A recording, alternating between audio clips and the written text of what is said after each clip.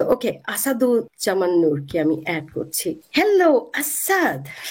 হ্যাঁ, প্রথমেই হচ্ছে যে আপনার উপরে আমি মামলা করবো। আপনি আমারে আপনি আপনি করে বলতেছেন, এটা তো ঠিক না। গজব পড়ুক আপনার উপরে। আবুল হাব নামের একটা সূরা আমার নাজিল করতে হবে। মাসুদ ভাই হেল্প করেন। That's very sweet of you ভাই, সত্যি ভেরি সুইট। না আসলে, না, বললাম যে আসাদের মানে আমি খুব অবাক হই যে এত কম সময়ে এত ম্যাসিভ পরিবর্তন। আমি কিন্তু কয়েকদিন আগেও কিন্তু আসাদকে জানতাম না, কিন্তু হঠাৎ করে আমাকে একজন বললো যে আপনি জানেন আসাদের কতগুলা ভিউজ হয়। রিয়েলি, দেখি তো।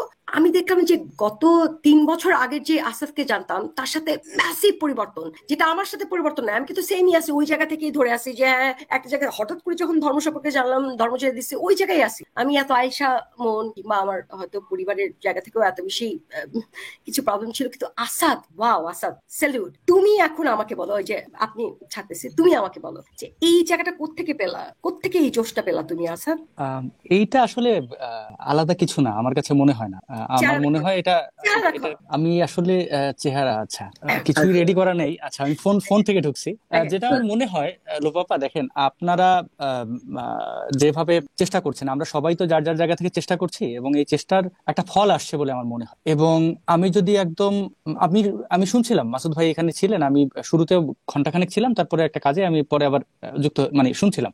একটা বিষয় কি, আমাদের আমরা যদি ফুটবলের সাথে তুলনা দিই, ফুটবল খেলা আমরা দেখি কেউ গোলকিপার থাকেন, কেউ মিডফিল্ডে থাকেন, কেউ ডিফেন্সে থাকেন, মানে এরকম কেউ অ্যাটাকিং এ থাকেন। আমি হয়তো খেলার নিয়মে অনেক বলতে পারবো না, কিন্তু এটা একটা সংঘবদ্ধ আমাদের একটা সংগ্রাম। খেলাটা যদিও সংগ্রাম না, তবে সেটা যদি আক্রমণ বলেন বা ডিফেন্সের দিক থেকে চিন্তা করেন, এটা একটা সংঘবদ্ধ কাজ। তো আমাদের এই চিন্তার পরিবর্তনের যে আন্দোলনটা, এটা আসলে আমাদের সংঘবদ্ধ আন্দোলন। এবং এই আন্দোলনের মধ্যে আমরা এক এক দিক থেকে এক একজন কাজ করি, আমাদের এক একজনের পরিস্থিতি ভিন্ন। যেমন আপনি একটা দেশে বাস করছেন, মাসুদ ভাই একটা দেশে বাস করছেন, আমি আর একটা দেশে বাস করছি, আমাদের আশরাফ ভাই উনি একটা দেশে আছেন। এরকম বিভিন্ন বিভিন্ন জায়গা থেকে আমরা বিভিন্ন ভাবে কাজ করছি। এবং এখন কাজ করার জন্য কিছু তো ইয়ে থাকে। যেমন আপনি অনেক কিছু হারিয়েছেন লোপাপা, আমি আপনাকে যতদূর চিনি, যতদূর জানি আপনার ব্যাপারে। এবং মাসুদ ভাইয়ের মানে ত্যাগের ব্যাপারটা, আসলে সবার ত্যাগের একটা বড় লিস্ট আছে। আমরা সেই লিস্ট অনেক সময় পাবলিকলি বলি না, বলতে পারি না, বা অনেক অনেক ব্যাপার থাকে। তবে এই হারানোটা মনে হয় আমাদের সবচেয়ে বড় শক্তি। আমি এই শক্তিটাতে সবচেয়ে বেশি জোর দিই। আমার এখন 13 তারিখ, এই 5 দিন আগে আমার 32 বছর হয়েছে। তার মানে আমার এখন এই সময়টা কিন্তু, বা গত 10 বছরের যদি আমি অ্যাক্টিভিজম বলি, তাহলে এই সময়টা ছিল আমার বাংলাদেশে উপভোগ করা, সন্তান সন্ততি নিয়ে ভালো থাকা, পরিবারের সাথে ভালো থাকা। সেসব বিষয় আমি হারিয়েছি। আমার চেয়ে বেশি হারিয়েছেন মাসুদ ভাই, আপনি হারিয়েছেন লো বাবা। ব্যাপারটা এখানে আমরা যারা এই মুভমেন্টের সাথে আছি সবাই হারিয়েছি কিছু না কিছু, কম বেশি। তো আমার কাছে মনে হয় যে সকাল সন্ধ্যা এই আন্দোলনটাকেই সবচেয়ে বেশি গুরুত্বপূর্ণ মনে হয়, এবং এটার জন্য যতদূর শ্রম দেওয়া যায় আমি আমার শ্রম দেওয়ার চেষ্টা করেছি, এবং কতটুকু পেরেছি জানি না লোপাপা। না আপনি অনেক। এ- তোমার একটু একটু আগে তোমাকে নিয়ে আমরা আলোচনা করছিলাম, আমি বললাম যে আজকে তুমি ট্রান্সজেন্ডার মিস হোচিমিনকে নিয়ে যেটা বললে, আমি সকালবেলা তন্ময় হয়ে শুনলাম, আমি কমেন্টও এটা করেছি। এইটা এইটা এটা সবাই, এই যে এটা ও আসলে মানে বিভিন্ন দিক প্রশংসা। যাচ্ছে, তুমি এই যে এটা প্রশংসা। এই এই যে হ্যাঁ। প্রত্যেকটার যারা বঞ্চিত, নিপীড়িত, হুম। তাদেরকে তুমি নিয়ে এসে এই যে ডাইভার্সিফিকেশন, এটা হুম। সত্যি অতি প্রশংসনীয়। এইটা আমার কাছে মনে হয় না যে তার যে ইন্টারভিউটা নেওয়ার আমি চেষ্টা করেছি এটা আসলে আলাদা কিছু, বা ওনারা তো আমাদের চেয়ে বড় ভিকটিম। এক একটা মানুষ প্রতিদিন সংগ্রাম করে মারাত্মক বাঁচছে। মারাত্মক, হ্যাঁ সেই। আমাদের তো একটা কিন্তু তোমার আগে আইডেন্টিফাই। তো কাউকে দেখিনি এদেরকে নিয়ে এভাবে বলতে। এখানে আসলে অনেকগুলো বাধা বিপত্তি আছে, যেমন এইগুলো অনেক যাই হোক, সেই বিষয়ে না যাই। তবে আমরা তো মানে একটা মূল আইডেন্টিফিকেশন প্রচেষ্টা আছে। ওইটাই তো, মানে আমরা যখনই মানে যেই জায়গায় আসি না কেন, সেটা তো হুম। আমরা একটা মেসেজই বারবার বলি। হুম। ধর্মের যেমন বিভিন্ন বিভিন্ন ডিফারেন্ট ডিফারেন্ট ডেসক্রিপশন আছে। ইসলাম ধর্ম একরকম, খ্রিস্টান ধর্ম একরকম, পেগান ধর্ম একরকম। আজকালকার যে হিন্দুগুলা দেখা যাচ্ছে সেগুলো আবার আরেক রকম। আবার জিসাসের মানে জিসাস না, মানে কি বলে, আমাদের নোয়া নবীর ধর্ম আবার আরেক রকম। তো কিন্তু মোদ্দা কথা হচ্ছে যে আমরা আজকালকার যারাই নাস্তিক হই না কেন কিংবা যারাই মুসলিম থাকি না কেন, আমরা কিন্তু এরকম একটা সভ্য জগতে অটোমেটিকলি চলে আসছি। আমরা কিন্তু মধ্যযুগীয় জায়গায় নাই। হুম। বারে বারে বলছি কথাটা, আমরা কিন্তু মধ্যযুগীয় বর্বর জায়গায় নাই। কারণ কি, আমরা একটা সভ্য জগতে, আমরা বলি আমরা নিজেদেরকে আধুনিক যুগের আধুনিক মানুষ বলি। তো হুম। ওখানে কিন্তু চাইলেও কিন্তু আমরা মধ্যযুগীয় জায়গায় যেতে পারবো না। তো এখানে একটা সবচেয়ে সুন্দর যে একটা মানে ডায়লগ, যেটা দিয়ে আমরা সবাইকে মানে ইন্সপায়ার করতে পারি, সেটা হচ্ছে treat the way same way you want to be treated, right? যে হুম। তুমি এটাই করবা যেটা হচ্ছে তুমিও চাচ্ছ। এই যে আসাদ নূর মানে আমি প্রথমেই বললাম যে আসাদ নূরকে যখন আমি চিনি তখন কিন্তু উনি অনেক চাইল্ডিশ ছিলেন, আমি এখনো চাইল্ডিশ, সত্যি কথা যেটা। বাট আসাদ নূরের মধ্যে একটা ম্যাসিভ একটা পরিবর্তন আসছে, কারণ কি আসাদ নূর আমার থেকে বেশি স্ট্রাগল করছে। আমি যেহেতু ব্রিটিশ সিটিজেন ছিলাম, আমার অত স্ট্রাগল করতে নেই যে বাংলাদেশে গেলাম না গেলাম, I don't care at all. Asad নূরের ব্যাপারটা কিন্তু সেরকম ছিল না, কিংবা মাসুদ, মুফতি মাসুদ, তার ব্যাপারে কিন্তু সেরকম ছিল না। আমি যদি আসিফের কথা বলি, ওইটা কিন্তু আবার ডিফারেন্ট, আসিফের জন্য কিন্তু আবার পুরো ডিফারেন্ট। কারণ এই যে আসাদ নূরের কথা বলছি কিংবা মুফতি মাসুদের কথা বলছি, এরা কিন্তু মানে কোন একটা জায়গায় পায় নাই নাস্তিক হিসেবে, কিন্তু যেটা আবার আসিফ পেয়ে গেছে, যেটার জন্য কিন্তু আসিফ কিন্তু এখন পর্যন্ত কোনো জব করে না, সে কিন্তু সরকারের কিছু বেনিফিট দিয়েই কিন্তু এখন চলতেছে, এবং তার যে ইউটিউবের যে অ্যাকাউন্ট গুলো আছে, তাই না? সো কিন্তু এখান থেকে কিন্তু মুফতি মাসুদ কিংবা এই যে আসাদ নূরের মতো মানুষগুলো কিন্তু কনস্ট্যান্টলি আরো বেশি মোর ম্যাচিওর্ড হয়েছে। কেউ একটা জায়গায় একটা পড়াশোনা করে, মানে আমি যেমন 5 পাস ছিলাম, আমি আগেও যেরকম 5 পাস ছিলাম এখনো আছি, কারণ আমার যেহেতু মনে হচ্ছে না আমি তো ব্রিটিশ সিটিজেন, আমার এত বেশি স্ট্রাগল কিছু না, আমার টাকা পয়সা হচ্ছে, আমার বাপের বাড়ি থেকেও আমি টাকা পয়সা বেশি মানে এখনো বানাইছি, আমার কোনো স্ট্রাগল নাই। লোপা, আমি আমি যদি একটু, আমাকে একটু যদি অনুমতি দেন, আমি কয়েকটা কথা বলতে চাই। প্রথমত দেখেন লোপাপা, আমি আপনার অনেকগুলো কথার সাথে দ্বিমত করতে চাই, আপনি অনুমতি দিলে। প্রথমত যে দ্বিমত করার জন্য অনুমতি দিতে হবে? না না না না, আমি এখানে একটা কারণ আছে। লোপাপা, আমি অনুমতি চাচ্ছি না। লোপাপা, আপনি কিন্তু না না, এইটা আপনার কথা অনুযায়ী, কারণ আপনি কিন্তু কয়েকটা কথা বলেছেন যে আপনি আমাকে আগে থেকে চেনেন এবং আমি আপনাকে আগে থেকে চিনি, এবং আপনার সাথে আমার সম্পর্কটা এইরকম। আমি ছিল বা আছে বলবো না, না না, হ্যাঁ হ্যাঁ, তো এইখানে আপনারা অগ্রজ। দেখেন আমি একটা, আগে যতক্ষণ থেকে আমাদের পরিচিতি ছিল, তো সেখানে তো আমাদের অবস্থানটা মানে এরকম ছিল যে আমি তোমাকে তুমি বলছি, আপনি বলছি না, হ্যাঁ প্লিজ প্লিজ, আমি তো বলছিলাম আপনি এটা না বললে মামলা করবো। হ্যাঁ হ্যাঁ, ওইভাবেই বলছি যে তোমাকে আমি যেভাবে জানতাম, তুমিও কিন্তু আমাকে আরেকভাবে জানতা, তাই না? এত বছর পরে এসে আবার আমাদের নতুন একটা লাইভ হয়েছে, আমাদের কিন্তু জায়গাটা সেম একই জায়গায় নাই, আছে কি? যদি থাকতো তাহলে আমি বলতাম যে এটা আমরা হচ্ছে মোহাম্মদের অনুসারী, যে এক জায়গায় থাকতে হবে। আমরা কিন্তু ইভলভ হয়েছি আমাদের পরিচিতি দিয়ে, রাইট? এটা কি তুমি মানো? না না না লোপাপা, মানি না, কারণ সব ইভলভ হয় না, সম্পর্ক কখনো ইভলভ হয় না, একই রকম হয়ে যায়, একই রকম। আমি মনে করি না, আমি মনে করি একই রকম থাকে, কারণ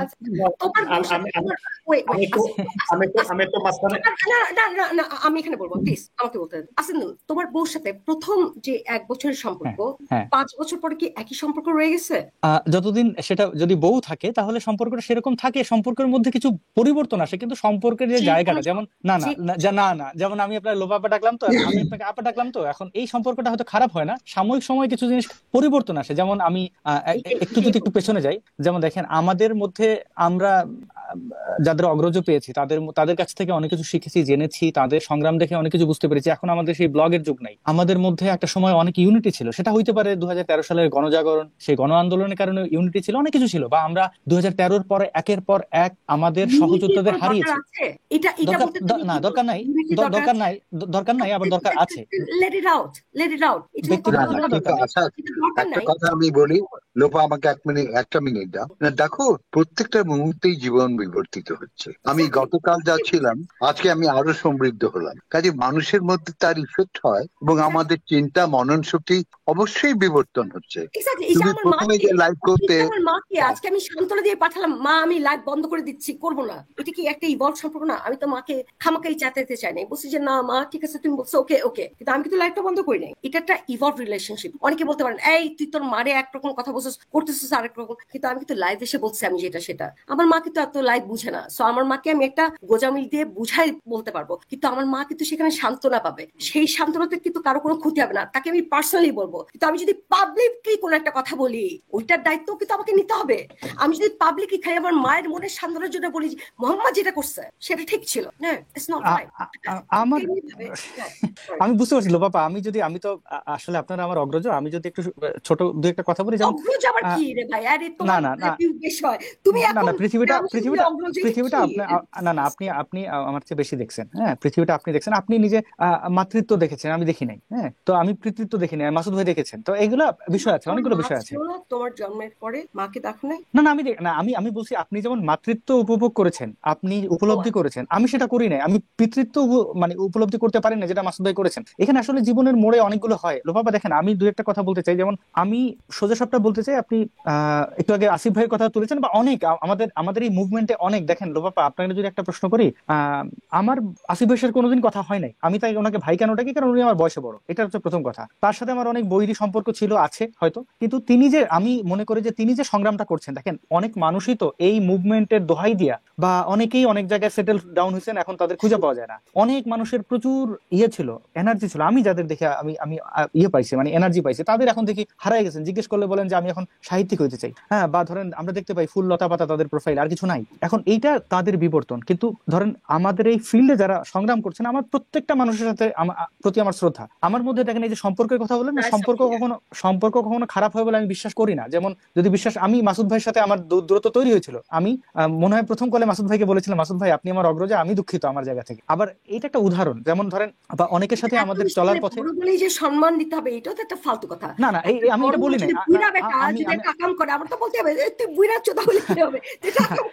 আমি এটা কর্মের, আমি এটা আবার দেখেন, এটা কর্মের ভিত্তিতে বলছি। যেমন আমাদের সবার জীবনে স্ট্রাগল আছে, এবং আমাদের মধ্যে অনেক কারণে মত পার্থক্য হয়, এবং আমি শুধু এটা নাস্তিকদের কথা বলছি না। আমাকে যখন বৃদ্ধ একজন মানুষ আমি দেখতেছিলাম গত পরশুদিন বোধহয়, আমার একটা ছবির মধ্যে জুতা দিয়ে পিটে দিয়েছিলেন, আমার খুব কষ্ট লাগছে, উনি আমার বাবার বয়সী, কিন্তু এই মানুষটা কেন পিটে দিয়েছেন আমি জানি। এখন তার উপরে তো রাগ করে আমার লাভ নাই। আমার মনে হয় যে আমাদের এই চিন্তা ভাবনা বা আমাদের এই যে আমি তো এটাকে অবশ্যই আন্দোলন মনে করি, কারণ এখানে অনেক রক্ত ঝরছে, এখানে অনেক মানুষের কেউ মানে মানে আহত হয়েছেন, কেউ নিহত হয়েছেন। এটা আসলে এখনো এটার মধ্যে আমরা সংগ্রামের মধ্যে আছি, এবং আমার কাছে মনে হয় না যে সম্পর্কের জায়গাটা কখনো নষ্ট হয়। কিরকম সম্পর্কের জায়গাটা নষ্ট হয়, যেমন আপনি আমাকে ছোট ভাইয়ের মতো দেখতেন, এটা আসলে ব্যক্তিগত সম্পর্ক। লোপাপা আপনি জানেন আমি আপনাকে আপা ছাড়া কখনোই ডাকি নাই। এখন আমি অনেকদিন আপনাকে খুঁজছি, বিশ্বাস করেন যে আপনার পেজ কই আমি পাই নাই খুঁজে, এখানে আমি কিন্তু কমেন্টও করছি, আমি দেখতেছিলাম। এখন এইটা যদি একটা ইয়ে হয় যে লোপাপা আমার কোনো একটা লাইভে উনি কোনো বিনা নোটিস ছাড়া আমাকে আক্রমণ করছেন, আমি আসাদ কোনোদিন মনে রাখি না। যদি মনে রাখতাম আপনি আমার বলছেন না যে আমি আমার মধ্যে পরিবর্তন কেমনে আসছে, এটা একটা বড় কারণ যে আমি কখনো এটা মনে রাখিই নাই, কারণ হয়তো আমার ভুল ছিল, আমি নিশ্চয়ই আপনাকে কোথাও আঘাত দিয়েছি বা অনিচ্ছাকৃত হইলেও আমি আক্রমণ করেছি, যে কারণে আপনি আমাকে ভুল বুঝেছেন। যে বহুদিন ধরে যোগাযোগ নাই, সো কে কি বলতেছে হয়তো আমাদের ট্র্যাকটা না কেউ না, অনেকে অনেক কিছু বলতে পারে না, সেটা বিষয় না। দেখেন আরেকটা কথা বলছিলেন যে আমি তখন এই ব্যাক স্টেজে ছিলাম, যে বিভিন্ন ধর্মের বিষয়টা দেখেন, আমি এক্স মুসলিম, মাসুদ ভাই এক্স মুসলিম, আমরা আসলে অনেক ক্ষেত্রেই এই যে ধর্মটার ভিতর দিয়ে আসছে ওটা ভালো বুঝি। আর আমাদের আশেপাশে অনেক ধর্ম আছে যেটা আসলে আমাদের জন্য থ্রেট, কিন্তু আমরা বুঝতে পারি না। যেমন কিছুদিন আগেও এই যে হিন্দু ধর্মের, আপনি হয়তো জানবেন, এখনো বাংলাদেশের হিন্দু ধর্ম, মানে এটা ভারতের এক আইন, বাংলাদেশের আইনে হচ্ছে যে হিন্দু ধর্মাবলম্বী নারীরা এখনো কোনো সম্পত্তি বা বাবার কোনো অধিকার বা কোনো অধিকারই তারা পান না, এমনকি তারা তালাকও দিতে পারেন না, কাউকে ডিভোর্স করতে পারেন না। সেই আইনটা সংস্কারের একটা উদ্যোগ হয়েছে কিছু হিন্দুদের মধ্যে থাকা, তাদেরকে আমি শ্রদ্ধার সাথেই বলি, তারা বেশ সৎসাহস দেখিয়েছেন। সেইখানে আমি এই আইনের সংস্কারের পক্ষে ছিলাম। অর্থাৎ আমি চাইছি যে আচ্ছা, হিন্দু ধর্মাবলম্বী নারীরা তাদের বাবা বা মায়ের সম্পত্তি পাবেন ভাইয়ের মতো সমানভাবে, এবং তারা তাদের স্বামীর সাথে কোনো দ্বন্দ্ব হইলে বা তাদের স্বামীর কোনো ভুল ত্রুটি থাকলে তারা যেন সেপারেশনে যেতে পারে, সেই অধিকার তাদের থাকবে। সেই জন্য আমি বেশ কিছু হিন্দু মৌলবাদীদের দেখছি, তারা আমাকে মুসলমান এরকম জঙ্গি টঙ্গি বলছে, তাদের আমি চরম ভাবে আক্রমণ করছি। বিষয়টা এখানে যায় যে বাংলাদেশে হিন্দুদের মধ্যে জয় শ্রীরামালা আমরা এখনো কিন্তু প্রকাশ্যে দেখতে পাই না। তারা ধর্মের নামে কোথাও আক্রমণ করছে আমি বাংলাদেশের প্রেক্ষাপটে এখনো দেখতে পাই না। যদি মানে এরকম হয় আমরা অবশ্যই তাদের সমালোচনা করবো। এবং এখন হ্যাঁ, একটা আমাদের পার্শ্ববর্তী দেশ ভারতের ভয়াবহতা আমরা দেখতে পাই। হ্যাঁ, কিন্তু যেটাই হোক না কেন, আমি আসাদুজ্জামান চলে গেলে বুঝলাম না। যাই হোক, একটা কথা বলতে চাচ্ছি যে যদিও ইসলাম ধর্মে এরকম একটা সুযোগ দেওয়া হয়েছে যে মুসলিম নারীরা এরকম তালাক দিতে পারবে, কিন্তু আমি যদি মানে প্রকৃত হাদিসে যাই তাহলে কিন্তু দেখা যায় যে মহিলাদের আসলে সেরকম একটা জায়গা নাই, কিন্তু যে 3 তালাক বলবে। একটা মহিলা যদি একটা স্বামীকে বলে তালাক তালাক তালাক, সেখানে তালাক হয়ে যাচ্ছে। তালাকের পদ্ধতিটাই কিন্তু ডিফারেন্ট, যেটা যদিও বেশিরভাগ মুসলিম কিন্তু এইভাবে বলে না, বলে যে হ্যাঁ হিন্দু ধর্মে দেখো কত একটা ফালতু একটা ধর্ম, যে এখানে তো তালাকের সিস্টেমই নাই, মানে জামাই যতই খারাপ হোক না কেন একটা বউকে সংসার করতেই হবে। বাট হিয়ার টেকেন এইভাবে তো দেখতে পারি আমি যে হিন্দু ধর্মে মানে তোমরা যে স্বামী স্ত্রী একটা সংসার করবা, তোমরা কখনো আলাদা হয়ে যাবে, এটাই চায় না কেউ। এই জন্য ওইভাবে হয়তো কোনো কিছু বলা নাই। যদিও আমি বলছি যে আমি হিন্দু ধর্মকে সাপোর্ট করি না, কারণ ইটস জাস্ট নাথিং বাট বিলোনিস্ট, একটা এক্সাম্পল হিসেবে বলতেছি, রাইট? তো তেমনি ভাবে মানে ইসলাম ধর্মের কথাই যদি আমরা আসি, একটা মহিলার কি আসলে কোনো রাইট আছে তালাক দেওয়ার তার স্বামীকে, যদি না তার স্বামী নন মুসলিম হয়ে যায়? নালে কি তো মানে আমি কি একটা নারী মনে করেন আমি কিন্তু লোপাপা এখানে একটু মাসুদ ভাই দুঃখিত, একটা প্রশ্ন রাখি। যেমন আসলে ইসলাম বা কোনো ধর্মই তো আমাদের অধিকার দেবে না, আমাদের রাষ্ট্র দেয়। যেমন আপনি একটা সভ্য রাষ্ট্রে আছেন, আপনাকে রাষ্ট্র অধিকার দেয়। বা আমাদের বাংলাদেশে রাষ্ট্র তো ইসলাম না, রাষ্ট্র কোনো আমাদের বাংলাদেশে কিন্তু ডিফারেন্ট। এটা তো এক্সাম্পল হিসেবে আনাই উচিত হবে না, কারণ রাষ্ট্র আমাদের বাংলাদেশে কিন্তু মুসলিম নারীরা ডিভোর্স দিতে পারেন, মাসুদ ভাই, আমি যদি ভুল না করে থাকি। ইউ রাইট বাট এটা আসলে ইসলামের সাথে কোনো সম্পর্ক নেই। You are absolutely right Asad. এটা রাষ্ট্র তাদের কানে ধরে দেখাই দিচ্ছে যে না এটা দরকার। হ্যাঁ, আমরা এটাই চাই। হ্যাঁ, মহিলারা সেটা চিন্তা করে যে ও আমাদের তো সেরকম রাইট দিচ্ছে। না না না না না না, তোর জামাই যদি তোর রাগ করে কয় তালাক তালাক তালাক, তোর আরেক বেটার লাগে সু সু কইরা তারপর জামাইয়ের কাছে আসতে হবে। Come on, does it really make any sense? Would you do that? আমরা যারা আজকে মানে ইসলামের সমালোচনাটা দেখবেন, এক্স মুসলিমরা কিন্তু তুলনামূলক ইসলামের সমালোচনা বেশি করে, কিন্তু আপনি দেখবেন যে যারা এক্স হিন্দু তারা কিন্তু হিন্দু ধর্মের আমাদের মতো এত বেশি উগ্র মানে আমাদের মতো এত বেশি সমালোচনা করে না। যারা এক্স খ্রিস্টান, যারা এক্স বৌদ্ধ, যারা ধরুন যে এক্স ইহুদি, তারা কিন্তু তাদের যে ধর্মটা ছেড়ে দিয়েছে তা সেটাকে অত বেশি অ্যাটাক করে না কেন? এর পেছনে কারণ আছে, যৌক্তিক কারণ আছে। যৌক্তিক কারণ হচ্ছে যে ইসলামই হচ্ছে পৃথিবীর সবচেয়ে বেশি বর্বর, সবচেয়ে ভয়ঙ্কর, সবচেয়ে নিষ্ঠুর, সবচেয়ে ফালতু ধর্ম, এবং মোহাম্মদ হচ্ছে অন্য যতগুলো ধর্মের প্রতিষ্ঠাতা আছে তাদের সবার মধ্যে নিকৃষ্টতম বললে ভুল হবে, বরং সবগুলো ধর্মের প্রতিষ্ঠাতাদের যদি অপরাধ থাকে, সকল অপরাধকে একত্র করলে আমার মনে হয় মোহাম্মদের অপরাধের 10 ভাগের 1 ভাগ হবে হয়তো। আমি যদি রাম কৃষ্ণ যিশু, এরপরে মোজেস মানে মুসা নবী যাকে বলা হয়, এরপরে হচ্ছে গৌতম বুদ্ধ, এদের সকলকে যদি অপরাধী ধরি, এর মধ্যে গৌতম বুদ্ধকে আমি অপরাধী মনেই করি না, যদি তবু তাদের সকলকে অপরাধী ধরি, তাদের সকলের অপরাধকে যদি এক পাল্লায় মাপা হয়, তাহলে মোহাম্মদের অপরাধের 10 ভাগের 1 ভাগ হলেও হতে পারে, নাও হতে পারে। এখানে আমি একটু ডিপার করবো। অ্যাকচুয়ালি যারা সত্যি বুদ্ধিস্ট, গৌতম বুদ্ধের মধ্যে একেবারে মুক্ত চিন্তক ছিলেন উনি। তার জন্মের 300 বছর আগে এগিয়েছিলেন। তিনি মানুষকে শিখিয়েছিলেন ক্রিটিক্যাল থিঙ্কিং। আমি যে সমস্ত বলে গেলাম সেসব কথা শিলালিপিতে আছে, তোমরা আমার লিখে গেছি বলে মেনো না, তোমরা চিন্তা করো যে আমি সঠিক বলেছি কিনা। তোমাদের চিন্তা করে যদি তুমি মনে করো যে এটা সঠিক, তাহলেই গ্রহণ করো। কাজে বৌদ্ধ ধর্মকে ঠিক অন্য কোনো ধর্মের মাপকাঠিতে আনবেন না। এখানে ঈশ্বরের কোনো চিহ্ন নেই। তারপরে তার অনুসারীরা সেটা অনেক ডাইভার্ট হয়েছে, সেটা ভিন্ন কথা। কিন্তু Gautam Buddha, he was a great person, he was a great philosopher।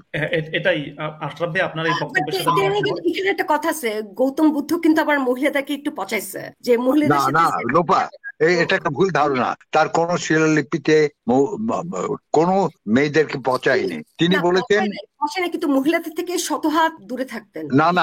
না প্লিজ, এখানে একটা মিস ইন্টারপ্রিটেশন হচ্ছে লোপা। ভালো করে বৌদ্ধ ধর্মটা পড়তে হবে, তার ফিলোসফি। ওখানে লেখা আছে স্পষ্ট যে মেয়েরা মঙ্ক হবে না, মেয়েদেরকে মঙ্ক থেকে বিরত রাখা হয়েছে। তাহলে সংসার ধর্ম করবে কি?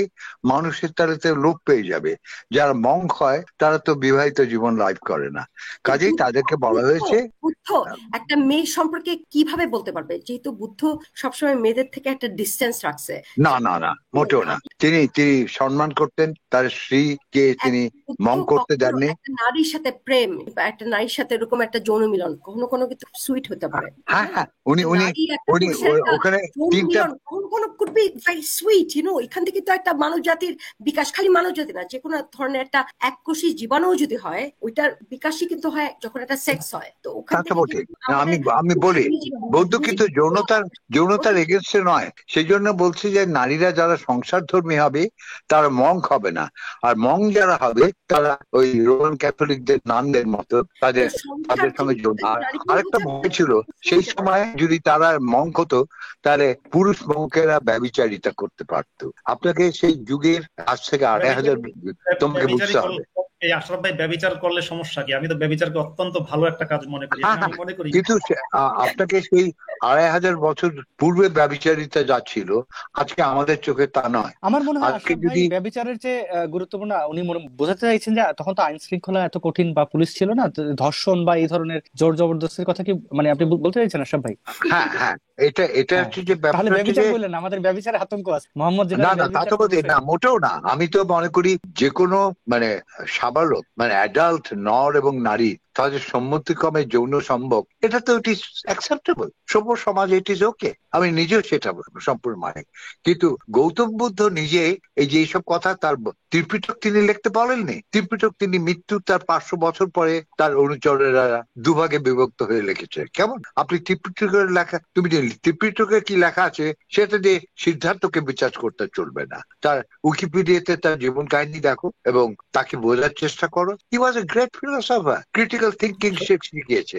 এমনকি বলছে আমি যেসব কথা বলেছি তা মেনে নিও না, তোমার নিচের বিবেক বুদ্ধি দিয়ে সেটাকে যদি ভালো মনে করো তো কেবল তখনই তা গ্রহণ করবে। এটা তার আগে কেউ বলেনি।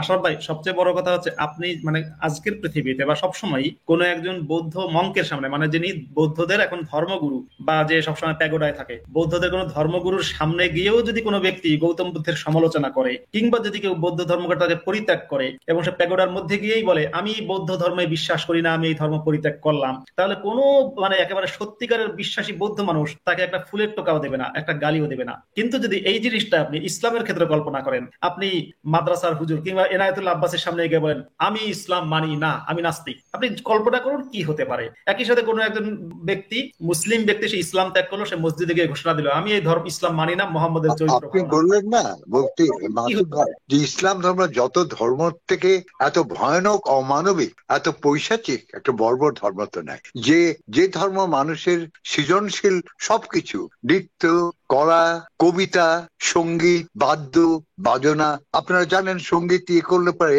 আমাদের মধ্যে ডোপামিন বলে একটা হরমোন নিশ্চিত হয়, তাতে আপনার ব্লাড প্রেশার কমে যায়, আপনার ঘুম আসে, একটা নৈসর্গিক আপনি আনন্দে আপনি মত্ত হন। এই সমস্ত জিনিস ওই মূর্খ ওই বর্বর কাল কি করে বুঝবে বলেন? এটা কি কখনো মানুষের ধর্ম হতে পারে?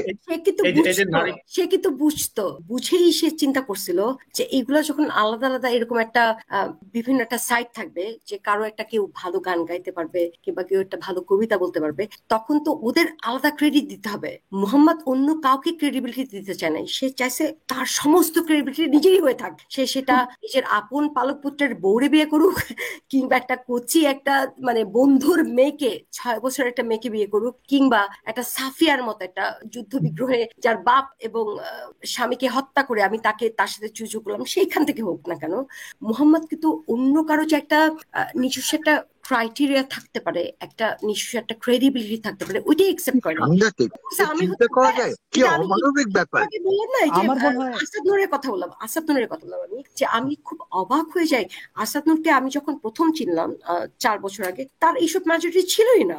আজকে মানে ওয়াও, আমি অবাক হয়ে গেলাম যে এত সে ডিস্টিংগুইশ ভাবে এত মানে এক্সপ্লেন করতে পারে, এটা ছিল না। এইটা মোহাম্মদ কখনোই চায় না যে এটাই তো বিবর্তন। ও নিজেও তো তার প্রথম দিকের লাইফ আর এখনকার লাইফ দেখতে পারবে যে কতখানি তফাৎ। সে অনেক সমৃদ্ধশালী হয়েছে, তো এইটা তো সে স্বীকার করতে বাধ্য যে তার মনের বিবর্তন হচ্ছে, সে ক্রমশ সমৃদ্ধ হচ্ছে, এটা তো মেনে নিতে হবে। এখানে অর্গানাইজড একটা রিলিজিয়নের সাথে আপনি ফাইট করতে গেলে আপনাকে অর্গানাইজ হতে হবে, আপনাকে অনেক বেশি ডেভেলপ করতে হবে, কোনো সন্দেহ নাই। এখানে মাসুদ ভাইয়ের সাথে আমি একমত যে আসলে আমার হিন্দু ধর্ম বা বৌদ্ধ ধর্ম বা খ্রিস্টান ধর্ম এদের ক্রিটিসাইজ করতে আমার করুণা হয়, যে এদের বলবো এরা কিছু বলবে না, মানে ইসলাম মানে এই যে ধরেন ইসলামিক সন্ত্রাসী, তাদের সাথে টক্কর দিতে একটা আলাদা এনার্জি পাই, এবং তাদের সাথে টক্কর দিতে যাই আর মানে এই ডেভেলপমেন্ট, যে আমি যদি নিজেকে ডেভেলপ না করি, আমি যদি নিজেকে ওইভাবে ওই স্তরে না নিয়ে যাই, তাহলে তো এদের ধরেন বিভিন্ন ধরনের ব্যাংকাত্মক কথাবার্তা, এদের বিভিন্ন যাদের এগেইনস্টে একটু কথা বললে তোমার কল্লা যাবে, যে কল্লা কাটা। ছোট্ট একটা কথা বলি, আমি ভারতের থেকে আমার এক্স হিন্দু বন্ধুদের সাথে মানে দুইটা এক্সপিরিয়েন্স আছে। তো আমার এক্স হিন্দু মানে হিন্দু ধর্ম ত্যাগ করেছে সেরকম বন্ধুর সাথে একবার গেলাম দক্ষিণেশ্বর মন্দিরে ঢোকার সময় একেবারে এটা ওটা বিক্রি করে, যখন তারা এটা ওটা দিতে যাচ্ছিল, এটা নিয়ে যান দেবতাকে ভক্তি করবেন, আমার বন্ধু বলছিল যে আমরা নাস্তিক, আমরা এগুলো বিশ্বাস করি না, কিন্তু দেখতে যাচ্ছি। একটা ঘটনা। দ্বিতীয় ঘটনা হচ্ছে ভারতেরই আরেকটা মন্দিরে এরকম আমি ঘুরতে গেছি, এই যে মানে মন্দিরের প্রাচীন ঐতিহ্য দেখতে গেছি। আমার সাথে একজন বন্ধু ছিলেন যিনি হিন্দু ধর্মে বিশ্বাস করেন না, অর্থাৎ ধর্মত্যাগী। মন্দিরের মধ্যে ঢুকে সবাই পূজা দিচ্ছে, সেখানে কে যেন বলছে আপনারা পূজা দেবেন না, তখন আমি এবং আমার বন্ধু বললাম আমরা নাস্তিক, আমরা পূজা টোজা দেই না। কেউ একটা টু শব্দ করলো না। আপনি ভাবুন তো, বাংলাদেশের কোনো মসজিদে গিয়ে কোনো একজন মুসলমান গিয়ে জাস্ট বলবেন আমি নাস্তিক, কি মানে তো এইসব নিরীহ মানুষদের আপনি কি বলবেন? মানে এদের বলতে তো আমার নিজের কাছে খারাপ লাগে। ফাইট করলে এই ইসলামিস্টদের সাথে ফাইট করতে আলাদা মজা লাগে। আচ্ছা, একটা কমেন্ট পড়ি, নিজেরা এভাবে আলোচনা না করে সামনে একটা বিজ্ঞ নখ নিয়ে লাইফ করেন। এই যে নখ নিয়ে আসছি, আমার নখটা কাটা হয় নাই, নখ ওকে বুঝি নাই আপনি কি বললেন, মানে নখ নিয়ে আসেন, মানে বিজ্ঞ লোকজনের জন্য তো আমরা বসে আছি যে আপনারা আমাদেরকে শেখান, আপনারা যেটা করছেন আপনারা কিন্তু সবসময় আমাদের লাইফ। ক্ষমা করে দেন লোপাপা, সকল প্রশংসা মোহাম্মদের, যে তার অনুসারীদের নবীদের এখন পর্যন্ত মূর্খ বানায় রাখছে 2023 সালে। এইসব ক্ষমা করে দেন। ঠিক আছে, ক্ষমা করছি, কিন্তু আমাদেরকেও তো ক্ষমা করতে হবে। আমিও তো মানুষ হিসেবে চিন্তা করি, আহারে কত মানুষের মনের মধ্যে দুঃখ দিলাম, তো ভাইরে ভাই কেন দুঃখ দিছি, মানে এটা যদি আমার কাছে যদি একটা রিজন মনে হয় যে হ্যাঁ দুঃখ দিছি হচ্ছে কারণ আমার একটা বেসিক একটা পারপাস ছিল। আপনাদের পারপাসটা কি? আপনারা রাত্রেবেলা করেন একটা, সকালবেলা দেখেন একটা, দুপুরবেলা খান একটা, আবার বিকেল বেলা মজা লন আরেকটা। রূপা আপা, আসাদ ভাইয়ের সঙ্গে একটু কথা বলার জন্য ফ্লোর চাচ্ছি। হ্যাঁ প্লিজ ক্যারি অন। ওকে আসাদ ভাই, আপনার ভিডিও কন্টেন্ট গুলো আমি রেগুলার বেসিসে দেখি, তো আপনার কাছে একটা আমার মেসেজ ছিল, সেটা হচ্ছে নবী মোহাম্মদ যদি আরো 20টা বছর বেঁচে থাকতো তাহলে অনেক আরো শিশু মেয়েদেরকে বলাৎকার করতো। তার সেই বলাৎকার রোধ করার জন্য একজন অমুসলিম নারী কিন্তু তাকে বিষযুক্ত মাংস খাওয়া অসুস্থ করে ফেলেছিল। ওই মহিলাটাকে ধন্যবাদ জানিয়ে আপনি নেক্সট কোনো কন্টেন্টে তাকে ধন্যবাদ জানাবেন না, ওই মহিলাকে যে বিষযুক্ত মাংস নবীকে খাওয়ায় তাকে অসুস্থ করে ফেলছিল। কারণ সে যদি এই কাজটা না করতো নবী মোহাম্মদ আরো 10 থেকে 15 বছর বাঁচতো, আরো কয়েকজন আয়েশাকে ধর্ষণ করতো। সুতরাং ওই মহিলাটা ধন্যবাদ পাওয়ার যোগ্য। আমি আশা করবো যে আপনি কোনো কন্টেন্টে তাকে ধন্যবাদ দিবেন। প্রিয় ভাই, আমি আপনার নাম জানি না, কিন্তু আপনি যে প্রশ্নটা করছেন এখানে এই প্রশ্নের উত্তর আমি ভালো দিতে পারবো না। আমার প্রিয় মাসুদ ভাই আছেন, হাফেজ মাওলানা মুফতি। তারপরে আমি একটু ধৃষ্টতা দেখাইতে চাই মাসুদ ভাই, যদি আপনি আমাকে একটু অনুমতি দেন। আমি মনে করি যে যে মহিলা তাকে বিষ খাইয়ে মেরেছিলেন, আমরা সবাই জানি মোহাম্মদ মানে খুবই বর্বর লোক ছিল, কিন্তু যেহেতু বিষ খাইয়েছেন অর্থাৎ পেছনের রাস্তা, এই পেছনের রাস্তায় আমরা বিশ্বাস করি না। আমি মনে করি এই বিষ খাওয়ানোটা ঠিক হয় নাই, এটা অন্যায়। কারণ পেছনের রাস্তা দিয়া মোহাম্মদ অত্যন্ত বর্বর, নিষ্ঠুর, সব দিক থেকে সে একদম এ ক্লাসে ছিল, কিন্তু তাও আমি মনে করি না যে সে বিষ খাওয়াবে। বিষ খাওয়ানোটা ঠিক হয়েছে, এবং বিষ খাওয়ানোটাতে আপনি বলতে পারেন এটা যে হ্যাঁ বিষ খাওয়ানোর মাধ্যমে এটাও প্রমাণ হয় যে মোহাম্মদের সাথে আল্লাহর কোনো কানেকশন নাই, নইলে তার প্রিয় বন্ধুরে এইভাবে মরতে দেওয়া এটা আল্লাহর, হ্যাঁ এটা একটা পরীক্ষায় মনে করেন যে আমরা একটা কোষ্ঠী পাথর পাইছি যেটা দিয়ে মোহাম্মদের টেস্ট করা যায়। আচ্ছা, আরেকটা বিষয় কি যে মোহাম্মদ আরো বেঁচে থাকলে যে আরো বেশি মানুষকে ধর্ষণ করতো, বলাৎকার বলা যাবে না, মানে তার নারীদের প্রতি জানা যায় ইসলামের সোর্স থেকে, পুরুষের প্রতি তার কিছু ছিল বলে আমরা জানতে পারি না। তবে এটা ঠিক দেখেন, যদি মোহাম্মদ এরকম পারদর্শী লোকই থাকতো তাহলে আয়েশার যে পরকীয়ার ব্যাপারে 40 দিন আয়েশার সাথে কথা বলে না, অন্য এক সাহাবীর সাথে, মানে তারা যাচ্ছিল কাফেলা নিয়ে, হ্যাঁ, এবং অন্য এক সাহাবীর সাথে আয়েশা হারিয়ে যায়, এবং 40 দিন যে কোনো কোরআনে আয়াত আসে না, সে কথাও বলে না আয়েশার সাথে। এটা থেকে বোঝা যায় মোহাম্মদের এই যে 30 পুরুষের হর্স পাওয়ার, সেটা আমি মনে করি মাসুদ ভাই ভালো বলতে পারবেন, এখানে লোপা আপা আছেন, এই বিষয়ে আর গভীরে না যাই। তবে আমার কাছে মনে হয় না যে এটা আসলে কন্টেন্ট বানানোর কোনো বিষয়। মাসুদ ভাই যদি একটু যুক্ত করতেন। হ্যাঁ, আমি অবশ্য আমার মিতা মাসুদ ভাই যেটা বললেন তার সাথে বলবো যে যে মহিলা, যে ইহুদি নারী মোহাম্মদকে বিষ খাইয়েছিল, আমি সে নারীর প্রশংসা করি। একই সাথে আমি খাদিজার নিন্দা করি, যে খাদিজা কেন মোহাম্মদকে মক্কায় থাকতে বিষ খাওয়ালো না। যে তুই খাদিজা যদি তখন বুঝতো যে এই 2 নাম্বার যখন নিজেকে নবী দাবি করেছে, তখনই খাদিজার বুদ্ধিমত্তা দিয়ে বোঝা উচিত।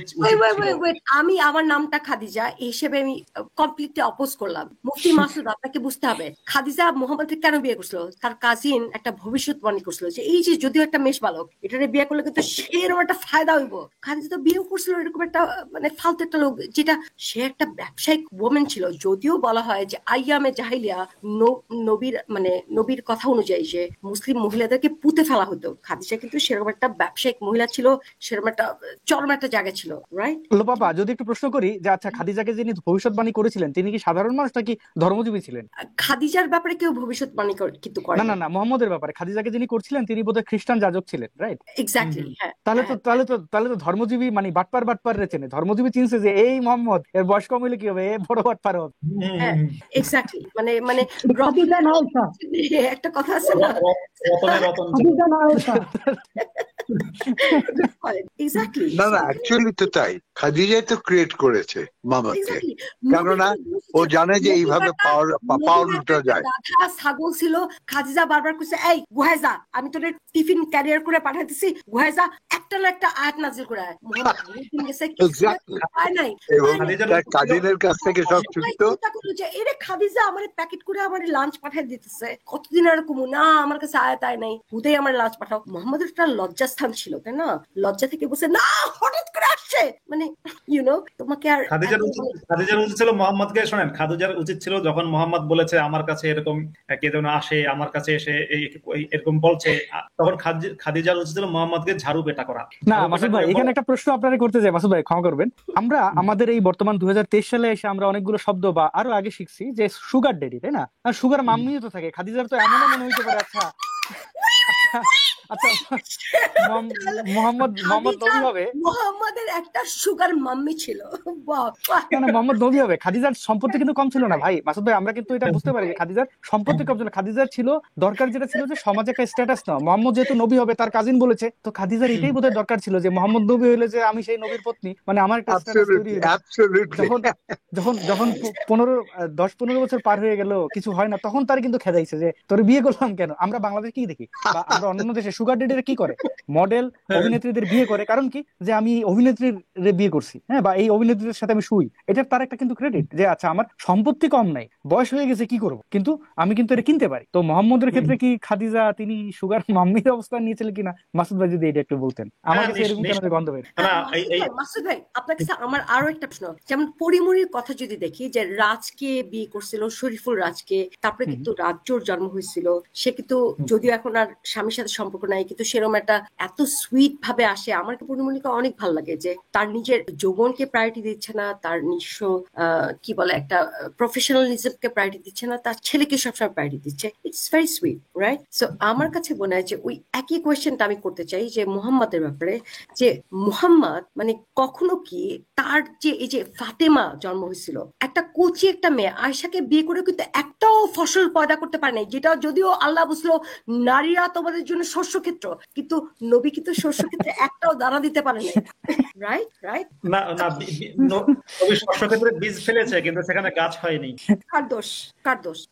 না, একটু যে মাসুদ ভাই বললেন না যে মোহাম্মদের পরবর্তী জীবন বাইচে থাকলে কি হইতো, আমরা মোহাম্মদ যদি বাইচে থাকতো, আমার কাছে মনে হয় মাসুদ ভাই, এটা আমার অ্যাজাম্পশন, যে মোহাম্মদ এমন চরম ধুলাইটা খাইতো, মোহাম্মদ মারা যাওয়ায় বরং ইসলাম টিকে গেছে, মোহাম্মদ বেঁচে থাকলে ইসলাম টিকতো না, আমরা পৃথিবীতে এই ভাইরাস দেখতাম না। মোহাম্মদ বেঁচে থাকলে আমার মনে হয় হয়তো ওমরই মোহাম্মদকে গলা কেটে ফেলতো। ওমরের যে মেজাজ গরম ছিল, যে হাই টেম্পারেচার ছিল, হ্যাঁ, তো ওমরই হয়তো রাগের মাথায় বলতো হুস শালা তোর নবীর গুলি মারি বলে গলায় কোপ দিয়ে গলাটা কেটে ফেলতো। ওমর হচ্ছে সেরকম গালিগালাজ করে বলতো হুস শালা তোর পোদে মারি, আর উসমান বলতো ওরে তুমি যদি আমার স্বাস্থ্য ভাই, তোমার আমি গলায় ধরি। তো দুইটাই কিন্তু ডিফারেন্ট। একটা কিন্তু ভালো মানুষ ছিল না, একটা হচ্ছে হুদাই খুবই কঠোর হয়েছিল, আর একটা হচ্ছে নেপোটিজম, যেটা হচ্ছে স্বজনপ্রীতি, যেটা উসমান করে এসেছিল। তো কোনটা থেকে আমরা শিখবো, কোনটা থেকে আমরা একটা ভালো জায়গা শিখবো?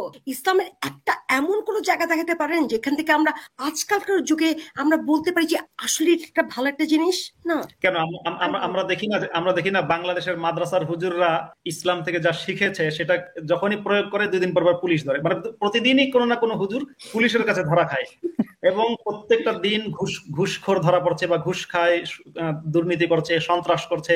এই যে যত কিছু, সবকিছু সব সমস্যার গোড়া তো মোহাম্মদ রে ভাই। সমস্যা তো ওই যে আমার সেই নাস্তিক বন্ধু, যিনি একটা মাদ্রাসার শিক্ষক, হ্যাঁ, সে বলছিল, সেই আমাকে বললো না যে মোহাম্মদের উম্মত যখন ছিলাম তখন স্কুল পড়া মেয়ে দেখলেই নাকি তার কিছু হয়ে যেত, আর এখন যখন মোহাম্মদের উপর বিশ্বাস হারিয়ে ফেলেছে এখন তার কিছুই হয় না। কিছু হয় না মানে তার কোনো কিছু, মানে এখন হুজুররা বলবো মানে তিনি সুস্থ হয়েছে, মানসিক ভাবে সুস্থ হয়েছে, শরীর তার ঠিকই আছে, হ্যাঁ, শরীর অসুস্থ হয়, যেমন না যে ইসলাম ত্যাগ করার কারণে, নাস্তিক হওয়ার কারণে শরীর অসুস্থ হয়ে গেছে, কেউই না।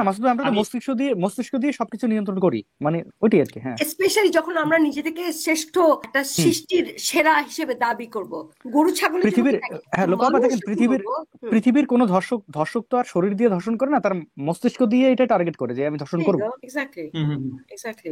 আর আমরা যে পৃথিবীর সবচেয়ে ইন্টেলিজেন্ট, সবচেয়ে তা কি করে বলবো, তাই না? তুমি কি পাখির মতো উঠতে পারবে? তুমি কি মৌমাছির মতো ফুলের থেকে আমি তো মানুষ হিসেবে, তো দূরের কথা, আমি মানুষ হিসেবে নিজেকে লজ্জিত বোধ করি। আমরা সবচেয়ে একেবারে, আমরা যেরকম করে না, আমরা এমন একটা জিনিস যে শুধু জীব হত্যা করছি না, যে বৃক্ষ রাজি, যে কার্বন ডাইঅক্সাইড গ্রহণ করে আমাদেরকে অক্সিজেন দিচ্ছে, সেটাকে কেটে শেষ করছি। মানুষের মতো হিংস্র প্রাণী বোধহয় এই জগতে কিছু নাই। দেখেন আশরাফ ভাই, যদি একটু উদাহরণ দেই, আমরা ছোটবেলায় অনেক একটা নৃশংস ঘটনার সাথে সাক্ষী, হয়তো আমরা মহিষের লড়াই বা ষাঁড়ের লড়াই দেখি। একটা পুরুষ ষাঁড় আর একটা পুরুষ ষাঁড়ের সাথে হয়তো এই সঙ্গিনী নিয়ে লড়াই করুক, কিন্তু কোনোদিন আপনি দেখবেন না ছাগল একটা আলাদা শব্দ করে সঙ্গমের আগে, সে তার পারমিশন চায়। বা এই যে ময়ূর, আমরা যে ময়ূর বলি না, ময়ূর এত সুন্দর, যে পুরুষ ময়ূরের পাখা দেখি, সে পেখম মেলে বিভিন্ন ভাবে ফিমেলকে ইমপ্রেস করার চেষ্টা করে, যে দেখো আমি কত সুন্দর, তুমি আমার সাথে রাজি হও। একমাত্র মানুষ যে ধর্ষণ করে। আমি কুকুর থেকে শুরু করে অনেক প্রাণীর দেখছি, তারা কেউ কিন্তু ধর্ষণ মানে চাইপা ধরে তিনটা, আপনি দেখছেন কোনোদিন তিনটা কুকুর ধরে মানে এরকম, মানে আমরা মানুষ যেটা করি, আমরা মানুষ শুধুমাত্র মানে বাঘ বলি, সিংহ বলি, এরা খুব খারাপ হিংস্র প্রাণী, তারাও কিন্তু তাদের পেট ভরে গেলে তারা শিকার করে না, শিকার তো করেই না, খাবার সামনে থাকলেও তাকে কিছু করে না। তো চমৎকার মানুষ দেখেন, চমৎকার বললে, আমরা আমাদের এক্স্যাক্টলি। 14 পুরুষের জন্য মানে সম্পদ রেখে যায়। পৃথিবীর দেখেন মোট জনসংখ্যার কত, মানে অর্ধেক কাদের হাতে। আমরা আমাদের বাংলাদেশের কথা বলি, এই যে বসুন্ধরা গ্রুপ, তারা চাইলেই যার তার, এই যে মুনিয়া হত্যা, হ্যাঁ, আনবির দ্বারা আমরা দেখতে পাই, তাদের কিন্তু হাত অনেক লম্বা, তারা আমাদের অনেককেই কিনে রাখে, হ্যাঁ, তাদের এবং টাকার অভাব নাই। এরাই হচ্ছে মসজিদ মাদ্রাসার সৃষ্টিকর্তা। হ্যাঁ হ্যাঁ, এই আনভির মুনিয়া হত্যার পরে সে এখন অনেক বেশি ধার্মিক হয়ে গেছে। একবার দেখলাম মানে হাজার হাজার, মানে না, কয়েকশো হুজুর ডেকে সেমিনার করে মাদ্রাসার বাইতুল জন্য মোকাররমের গুরুত্বপূর্ণ দায়িত্বে সে মুসলিম লীগ কমিটির সভাপতি, সভাপতি, চিন্তা করে। না সভাপতি বা প্রধান উপদেষ্টা কিছু একটা, যাই হোক মুসলিম হ্যাঁ লীগ কমিটি। মানে হ্যাঁ, প্রধান পদ দেখেন, ওইটা তো সরকারি ইয়া, কিন্তু সেইখানে বেসরকারি জায়গা থেকে প্রধান থাকা মানে তো সে সরকারের পরে যে সেই। এবং ইসলামিক বিশ্ববিদ্যালয় করার ঘোষণা দিয়েছে, সুবহান, ইসলামিক বিশ্ববিদ্যালয় করার জন্য জায়গা দিবে।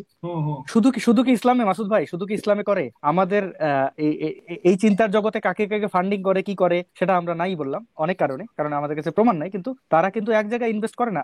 এই যে প্রতাপশালী, অর্থাৎ অর্থের জন্য যাদের কাছে অর্থ আছে তারা যাতা করে, এবং তাদের অর্থের দরকার নাই, তারপরেও তারা সংগ্রহ করে। এটা কিন্তু কোনো পশুর মধ্যে পাওয়া যায় না।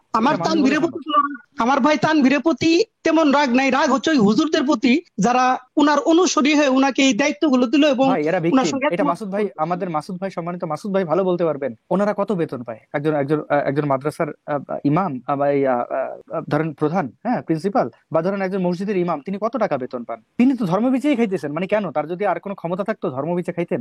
আপনি খোঁজ নিয়ে দেখেন, মাসুদ ভাই ভালো বলতে পারবেন, কত পার্সেন্ট নাস্তিক যারা এই মাদ্রাসা মক্তবের দায়িত্বে আছেন।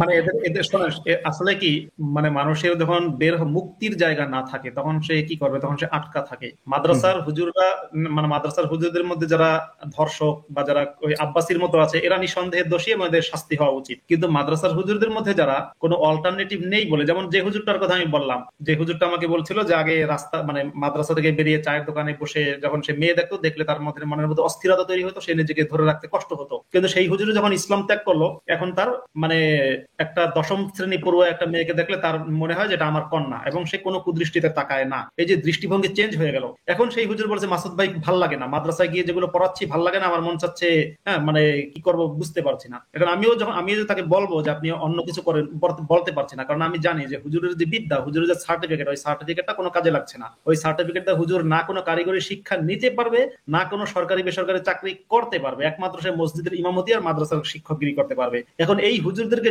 ডেকে যখন আনভির একবেলা বিরিয়ানি খাওয়াবে, মানে আনভির বলতে বোঝাচ্ছে ধনীরা, একবেলা বিরিয়ানি খাওয়াবে, বলবে হুজুর ইনশাআল্লাহ আমি মাদ্রাসা মসজিদের খেদমতে এত কাঠা জমি দান করবো, সেখানে আপনারা আবার ইসলাম প্রচার করবেন। তার মানে সেখানে আরো মাদ্রাসা প্রতিষ্ঠিত হবে, আরো মূর্খ, প্রতিবন্ধী, হ্যাঁ, এবং হচ্ছে আপনার অযোগ্য হুজুর পয়দা হবে। এবার সেই হুজুররাও যখন ইসলাম থেকে মুক্তি চাইবে, তারা মুক্ত হতে পারবে না। মানে ইসলাম থেকে মুক্ত হওয়া মানে হচ্ছে যে তারা অন্য কিছু করবে পারবে না। কিন্তু এই আনভিররা যদি ধর্ষক না হতো, এই যে তাদের মধ্যে যে ধর্ষণের মানসিকতা আরো বেশি লাগবে, আরো সম্পদ লাগবে, হ্যাঁ, মানুষ খুন করে হলেও তারপর মানুষের জমি দখল করা লাগবে, ধর্ষণ করে, মানে মানুষকে ধর্ষণ করবে, ধর্ষণের পরে যদি সেটা আলামত মুছে ফেলতে হয় সেই মানুষটাকেই হত্যা করবে। এই যে নিকৃষ্ট মানসিকতা, এটা যদি না থাকতো তাহলে তারা সম্পদ ব্যয় করতো, স্কুল বানাতো। যখন কোনো একটা গ্রামে মাদ্রাসা আছে, অনেক মানুষই মাদ্রাসায় যাচ্ছে কেন? যে স্কুল নেই তাই অনেক মানুষ মাদ্রাসায় যাচ্ছে। দেখবেন গ্রামগঞ্জে অনেক মানুষই, মানে আমার মানে ম্যাক্সিমাম ছেলে মেয়ে মাদ্রাসায় যাচ্ছে কেন? স্কুলে যেতে পারে না, স্কুল নেই তাই মাদ্রাসায় যাচ্ছে।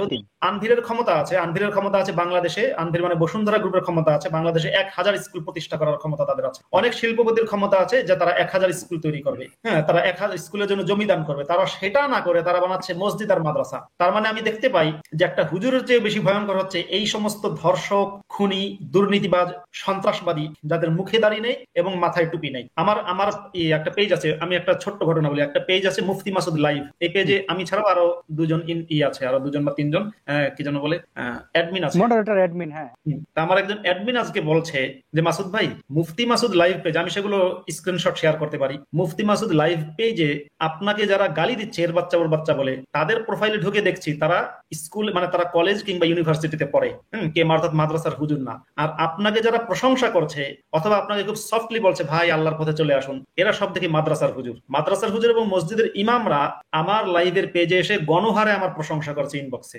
এখন তাদের সিকিউরিটির স্বার্থে তাদের নামও প্রকাশ করবো না তাদের, এবং শুধু আমি না, সাথে আমি বলে দিচ্ছি যে আমার সাথে যে আরো 2 বা 3 জন এই অ্যাডমিন আছে, অ্যাডমিন প্যানেল যারা আছে, আমি মাদ্রাসার হুজুরদেরকে বলবো যে আমার ব্যাপারে আপনারা যতটা নিশ্চিত যে আমার কাছে ইনফরমেশন থাকবে, আমার ওই অ্যাডমিন প্যানেলের কাছে আপনারা ততটা নিশ্চিত তারা কেউই কোনো ইনফরমেশন ফাঁস করবে না বা কোনো হুজুরের কোনো কিছু প্রকাশ করবে না। আর ইনফ্যাক্ট আমার যে মুফতি মাসুদ পেজ আছে সেখানে ইনবক্সে যদি কোনো মেসেজ করা হয়, সে মেসেজ সে সকল দায়িত্ব আমার। কিন্তু হ্যাঁ, অন্য যারা অ্যাডমিন আছে তারা দেখতে পারে। তাই অ্যাডমিন আজকেই আমাকে বলছে যে আমি দেখলাম কলেজ ইউনিভার্সিটিতে পুরো ছেলেগুলো বেশি উগ্র, ওরা আপনার উপরে আপনাকে পারলে খেয়ে ফেলতে চায়, এর বাচ্চা ওর বাচ্চা করে গালি দিচ্ছে। কিন্তু মাদ্রাসার হুজুর আজকে আমাকে ভালোবাসছে কেন? কারণ আমার মনে হয় না, আমি নিশ্চিত মাদ্রাসার হুজুরদের মধ্যে বিরাট একটা অংশ বুঝতে পেরেছে যে তাদেরকে ইসলাম নামক জেলখানায় ঢুকিয়ে মাদ্রাসায় পড়ানোর মাধ্যমে তাদেরকে ভিকটিম করে ফেলা হয়েছে। সন্ত্রাসবাদী, সন্ত্রাসী, দুর্নীতিবাজ, খুনি, চরিত্রহীন এই সমস্ত যারা রাজনীতিবিদ এবং ব্যবসায়ী আছে, ওরা চাইছে যে বাংলাদেশে বেশির পরিমাণ মাদ্রাসা হোক, যাতে করে মাদ্রাসার হুজুরদেরকে দিয়ে ওরা জনগণকে কোণঠাসা করে রাখতে পারে, জনগণকে মিসগাইড করতে পারে। কারণ হুজুররা সারাক্ষণ জনগণকে উস্কানি দিচ্ছে কি দিয়ে? আজকে বাংলাদেশে যে একটা উত্তাল আন্দোলন শুরু হয়েছে, আসাদ নূরের ফাঁসি চাই, নাস্তিক আসাদ নূরের ফাঁসি চাই, এটা কারা করছে? হুজুররা করছে। মানে হুজুররা কারা? যারা সায়েম, সোবহান, আনভির এবং এই সমস্ত ধনীদের সৃষ্টি হুজুররা করছে। হুজুররা যখন জনগণকে উন্মাদ বানিয়ে রেখেছে, নাস্তিক আসাদ নূরের ফাঁসি চাই মিছিল হচ্ছে, এই ফাঁকে দেখা যাচ্ছে কেউ ব্যাংক লুট করছে, এই ফাঁকে দেখা যায় যারা মাদ্রাসা বানিয়েছে, যারা মসজিদ তৈরি করেছে, সেই ধনীরা, সেই শিল্পপতিরা, কেউ হয়তো বেগমপাড়ায় টাকা পাচার করছে, কেউ হয়তো সুইস ব্যাংকে টাকা পাচার করছে। একজন আছে এসালম গ্রুপের যিনি চেয়ারম্যান, তার 3টা মহাদেশে তার টাকা আছে, যেটা নিয়ে ডেইলি স্টার রিপোর্ট হয়েছে। অথচ এসালম গ্রুপের যার 3টা মহাদেশে, তার কপালে কিন্তু আমার নামাজের দাগ, তার কপালে নামাজ পড়তে পড়তে কালো দাগ হয়ে গেছে। তার মানে ধনীরা জনগণকে মিসগাইড করার জন্য হুজুরদের সৃষ্টি করছে। হুজুররাও টাকার লোভে হোক কিংবা আপনার মানসিক ভারসাম্য হারানোর, আব্বাসি করছে মানসিক ভারসাম্য হারিয়ে গেছে সেজন্য, এবং টাকার লোভেও, মেইনলি টাকার লোভেই করে। হুজুররাও টাকার লোভে ওই ধনীদের পারপাস সার্ভ করছে। যদি হুজুররা ধনীদের পারপাস সার্ভ নাই করে, তাহলে কেন হুজুরদের হেলিকপ্টারে চড়াবে? এই যে 2 দিন পর যে হুজুর যত বেশি জঙ্গিবাদ ছড়ায়, খেয়াল করে দেখবেন, যে হুজুর যত বড় জঙ্গি, সেই হুজুর তত হেলিকপ্টারে চড়ায়। আর যে জেলাস হয় মাসুদ ভাই, যে জেলাস হয় সে কিন্তু রকেটে চড়ে, মানে যে হেলিকপ্টার পায় না। এটা ভালো বলেছেন।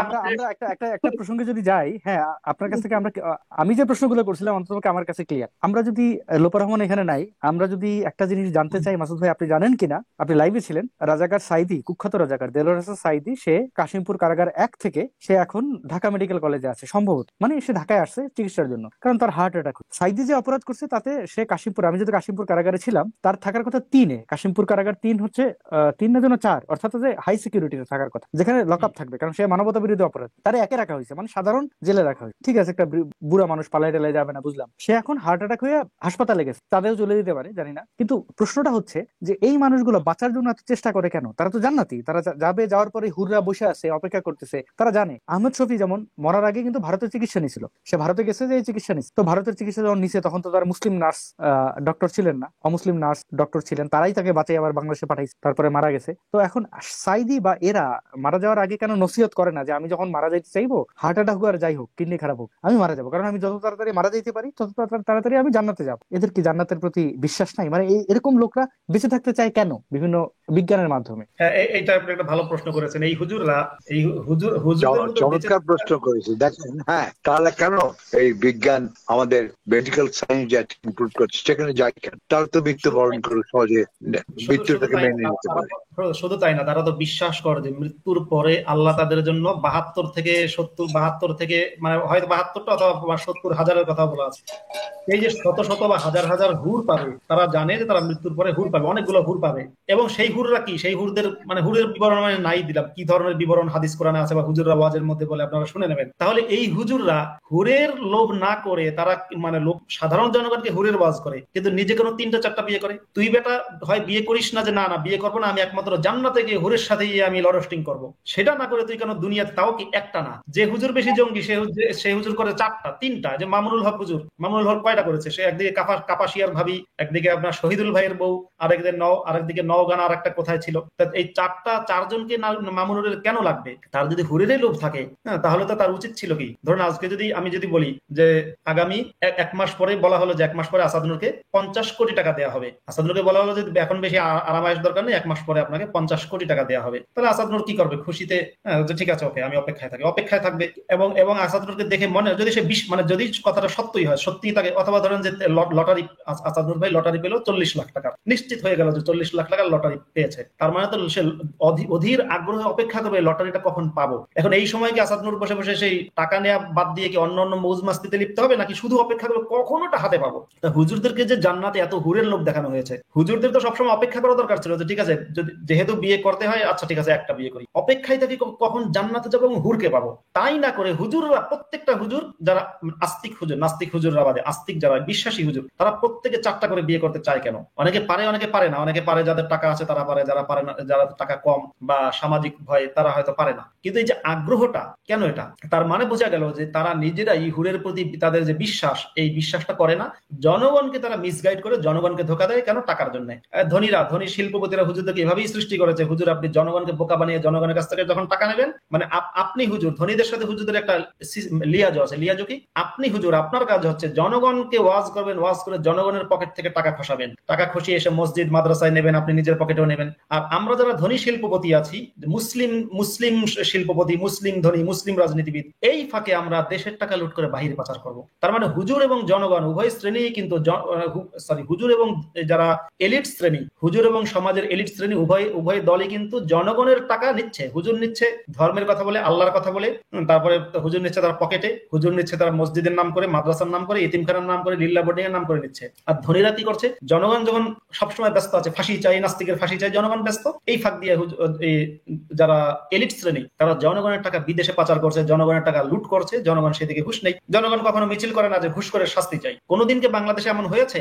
কোনোদিন কি বাংলাদেশে এমন হয়েছে যে, আমরা জানি যে বাংলাদেশের প্রত্যেকটা সেক্টরে ঘুষ চলে, একেবারে ট্রাফিক পুলিশ থেকে শুরু করে একেবারে সর্বোচ্চ পর্যায়ে পর্যন্ত কেউ নেই যে ঘুষ খায় না। সচিবালয়ে যাবেন ঘুষ চলে, মন্ত্রীর কাছে যাবেন ঘুষ চলে, চেয়ারম্যানের কাছে ঘুষ চলে, টিওনো অফিসে বা ইউনো অফিসে ঘুষ চলে, প্রত্যেকটা জায়গায় ঘুষ চলে। ডাক্তার চিকিৎসা দিতে চায় না ঘুষ ছাড়া। কিন্তু কোনোদিন কি ঘুষের বিরুদ্ধে একটা মিছিল হয়েছে? কোনোদিন কি কেউ অফিস থেকে বেরিয়ে এসে বলেছে যে আমাকে ঘুষ দেন, আমি চাকরি আমাকে দেয়নি কারণ আমি ঘুষ দেইনি, আসো জনগণ, তৌহিদি জনতা আমরা মিছিল করি বাইতুল মোকাররমের মসজিদ থেকে, জুমার পরে বাদ জুম্মা মিছিল, সে মিছিলে পোস্টার থাকবে ঘুষখোর অফিসার, হযরত ঘুষখোর অফিসার, ধরুন যে একজনের নাম লিখলো যে তার বিচার চাই, শাস্তি চাই। একটা দিন কোনো ঘুষখোরের বিরুদ্ধে মিছিল হয়নি, দুর্নীতিবাজের বিরুদ্ধে মিছিল হয়নি, স্পেসিফিক ঘুষখোর দুর্নীতিবাজের বিরুদ্ধে মিছিল হয়নি। যা মিছিল হয় কি, নাস্তিকের ফাঁসি চাই, ব্যাস হয়ে গেল। এবার জনগণ চাইছে নাস্তিকের ফাঁসি, আর যারা পলিটিশিয়ান আছে বা যারা এলিট আছে, তারা জনগণের টাকা লুট করে জনগণকে ফাঁকা করছে। সবখানে কিন্তু মারা খাচ্ছে জনগণ। এই যে সিস্টেমটা, এটা যদি আমাদের জনগণ বুঝতো যে তাদেরকে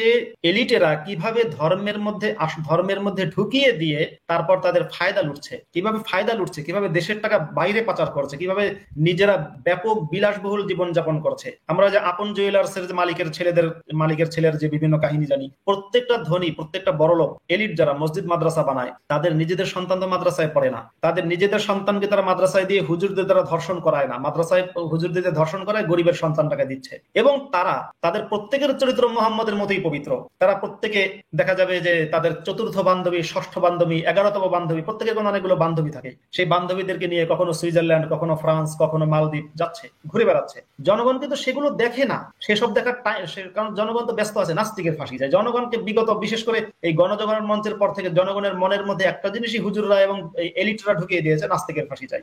এখন জনগণ এখন নাস্তিকেরই ফাঁসি চাই। ওদিকে জনগণের মানে ব্যাপারটা এমন, মাদ্রাসার এক হুজুর, মানে আমি যে মাদ্রাসাগুলোতে পড়েছি সেখানকার এক হুজুরের ঘটনা এরকম। হুজুর রাতের বেলা তার মাদ্রাসার ছাত্রদের সাথে নারিকেল তেল দিয়ে তাহাজ্জুদের নামাজ আদায় করতেন। আর দিনের বেলা হুজুর তার ছাত্রদেরকে বলতেন। আচ্ছা, আমি একটা সাধারণ মানুষ হিসেবে একটা প্রশ্ন করতে চাই, নারিকেল তেলে কি কোনো একটা বিশেষ ব্যবস্থা আছে যেটা অলিভ অয়েলে নাই, কিংবা অন্য কোনো মান্দার তেল যেটা আছে ওইটাতে নাই? মানে নারিকেল তেলের সাথে কিংবা খেজুরের সাথে মানে ধর্মের কি সম্পর্ক, একটু যদি বলতেন। নারিকেল তেল ছিল না, অলিভ অয়েল তো একটু দাম বেশি না? হুজুররা হয়তো মানে হুজুরদেরকে সায়েম সোভান আনভির এত টাকা দেয় না যে ওই টাকা দিয়ে উনি অলিভ অয়েল কিনতে পারবে, এত বিলাসিতা করতে হুজুররা পারে না। হুজুররা কি আর করবে? সায়েম সোভান সুবহান আনভির যদি করে তাহলে হয়তো সে অলিভ অয়েল কেন আরো দামি তেল কিনতে পারবে। না অলিভ অয়েল তো বাংলাদেশে মুসলিমই কিন্তু অনেক বেশি মানে একটা বলতে পারে যে এটা আমার অলংকার ছিল, যে এই যে কিভাবে সেক্স করতে হবে এটারও দোয়া দেওয়া আছে, কিভাবে মুততে হবে হাঁকতে হবে এগুলোর দোয়া দেওয়া আছে, কিংবা মানে কত কিছু দোয়া দেওয়া আছে। অথচ এই আরবের মাটির নিচে একটা তেল ছিল, সেই তেল বেচা আরবরা সেরম মালিক হবে এটাই তো আল্লাহ বলতে পারেনি। আল্লাহর কোরআনে বলতে পারছিল কি এই তেল বাচ্চা যেটা মানে শুধু তেল না, এই যে মক্কা মোহাম্মদের বেচ্চা এবং এই তেল বেচ্চা দুইটা ভাবেই কিন্তু সৌদিরা সেরম একটা জায়গা আছে। সৌদিরা কিন্তু না আছে সায়েন্সের দিক থেকে, না আছে কোনো ফিলোসফির থেকে, না আছে কোনো একটা মানে প্রপার একটা লজিকের দিক থেকে, রাইট? সো আমরা আগে ছোটবেলায় দেখতাম যে সৌদি আরবের থেকে বিস্কিটরা আসতো, ওরা ভিক্ষা করে খেত, সেই ভিক্ষুকরা ওই তেলের ইয়েতে আজকে ধনী হয়ে গেল। আরে আপনারা আছেন তেল নিয়ে আশরাফ ভাই, সরি এখনো বলে তারা যে কোন একটা সৌদি যারা একটা পাসপোর্ট আছে তাদেরকে সৌদিয়ান বলে, তারা আমাদেরকে এখন মিসকিন বাকি সবাই মিসকিন। মোহাম্মদের তেলের কথা বাদ দেন, একটু চিন্তা করেন মোহাম্মদের কথা, আপনি আবিষ্কারের কথা বলেন, তেল নারিকেল তেল মোহাম্মদ তো জানতোই না, কারণ ওই মরুভূমিতে নারিকেল গাছ থাকবে কোথা থেকে। চিন্তা করেন মোহাম্মদ একটা লেট্রিন বানিয়ে দিতে পারে না, সে বলছে কিন্তু হাড়গোড় তোমরা খাইও না, ওগুলো জিনের খাদ্য, ওগুলো মানে ওগুলো দিয়ে হাড়গোড় তোমরা এগুলো দিয়ে শৌচকর্ম করো না, ওগুলো জিনের খাদ্য। মোহাম্মদ একটা শৌচাগার তৈরি করতে পারে। মোহাম্মদের একটা ল্যাট্রিন ছিল না, একটা সেফলি একটা ল্যাট্রিন, সে নিজে পানির পাত্রে প্রস্রাব করতো, সাহাবীরা খাইয়ে বলতো এটা মুশকের মতো গন্ধ, আবার সেই মুড়টা খায় মিরা মিরা লাগছে। আরে এটা কি সত্য যে ও যে পেশাব করতো সেটা ও সাহাবীরা খেত? এটা হাদিস আছে তো, মাসুদ তো বমি লাগে। সবসময় খেত না, একবার এক সাহাবী ভক্তির খেলা খেয়ে ফেলেছে, একটা ঘটনা বর্ণনা আছে এবং মোহাম্মদ সেটাকে নিষেধ করেনি, মোহাম্মদ সেটার নিন্দা করেনি, মোহাম্মদ এটাকে বরং অ্যাপ্রুভ করেছে। আর এক সাহাবী হচ্ছে মোহাম্মদের রক্ত খেয়ে ফেলেছিল, মানে রক্ত বেরিয়েছে শরীর থেকে সিংগাদি থেকে, সে রক্তটা ফেলতে বলেছিল, সে না ফেলে খেয়ে ফেলেছে। কিন্তু মাসুদ ভাই এই হাদিসগুলো তো স্ট্রং যে মোহাম্মদের কোনো লেট্রিন ছিল না, হ্যাঁ পাকা পায়খানা ছিল না, এবং সে পাথর হাড়গোড় মানা করেছিল এগুলো শৌচকর্ম করার জন্য, এগুলো দিনের খাদ্য। হ্যাঁ কিন্তু সেটা না আসাদ, তুমি চিন্তা তার স্ত্রীগুলো কি এই একই ভাজা পোড়া খায় যে সবার আগে পাইলস হয়, এই পাইলস সম্পর্কে কোনো একটা এক্সাম্পল দেওয়া হয় না পবিত্র কোরআনে, অথচ বলা আছে যে তুমি কি ভাবে কার কার সাথে, মানে তোমার যদি পালক পুত্রের বউ হয় কার কার সাথে কিভাবে সেক্স করবে সেটা বলা আছে। অথচ আমার এই সৌদির মাটির নিচে এত বেশি তেল জমা আছে, এটা কিন্তু কেউ জানতোই না, মোহাম্মদের আল্লাহ জানতো না। একটা ল্যাট্রিন, যেটা একটা সুস্বাস্থ্যকর একটা ল্যাট্রিন, মানুষের মানে বেঁচে থাকা কখন আরো বেশি মানে স্ট্রঙ্গার হবে যখন আমরা নিজেদের একটা যে কি বলবো যে মানে একটা আমরা বেশি মোর সিকিউর ভাবে নিজেদেরকে একটা সেফ ভাবে নিজেদেরকে পরিচালনা করছি। এই জন্য কিন্তু আমরা বেস্ট একটা ক্রিয়েচার, আমরা কিন্তু বলতে পারবো না বেস্ট একটা ক্রিয়েচার, আমরা জাস্ট আমরা কপিক্যাট মানে কিন্তু বেস্ট ক্রিয়েচার না। কপিক্যাট যেটা বলছিল আমাদের মোহাম্মদ, যে বলছিল তোমরা যদি বেস্ট মানুষ হইতে চাও তোমরা আমার জাস্ট ফলো করবা, কিন্তু আমরা জানি যে কপিক্যাট মানে হচ্ছে বেস্ট ক্রিয়েচার না। কপিক্যাট মানে তো কোনো কিছু মুখস্থ করবা, ঢাল্লা দিবা, খালি ঢাল্লা দিবা এবং মুখস্থ করবা, দ্যাটস ইট। আমরা কেন বলতে পারি যে আমরা বেস্ট ক্রিয়েচার? কারণ হচ্ছে আমরা সব জায়গা থেকে মানে মিলাই ঠেলায় দেখি যে আসলে কোনটা আসলে আমাদের জন্য অ্যাপ্লিকেবল কোনটা না, এবং শুধু যে আমার জন্য অ্যাপ্লিকেবল তা না। আমি যদি মনে করি যে যেমন মোহাম্মদের কথা বলি, যে মোহাম্মদ এই ইসলামটাকে এত বেশি পপুলার কেন করছিল, আমি বলি যে ওই সময় কিন্তু মক্কাতে পেগানরা বেশি ছিল। পেগানরা এমন একটা জাতি যে তারা বলে যে হিন্দু এমন একটা ব্যাপার, যদিও হিন্দু আর পেগান কিন্তু সেম না, এখনকার যে আজকালকার যে হিন্দু দেখতে পাই ওইটার সাথে পেগানের বহুত ডিফারেন্স আছে, কিন্তু কিছুটা মিল আছে। যেমন মনোথিজমের বিলিফটা আর কি, মনোথিজমের বিলিফ কি যে শেষ করে দিলে ভালো, বলছি অনেকক্ষণ তো হয়ে গেল না, ধীরে ধীরে আস্তে আস্তে একটু আমরা একটা ইতি টানি। হ্যাঁ অফকোর্স, সেটাই আমার কাছে মনে ভালো হয়। কিন্তু হ্যাঁ আজকে আমি মুফতি মাসুদ আপনার কাছে আমি খুবই ধন্য যে আমার এত কম সাবস্ক্রাইবার থেকেও এত বেশি মানুষ হচ্ছিল, কিন্তু আপনি যখন এসেছিলেন তখন 150 মানুষের মতো এসেছিল।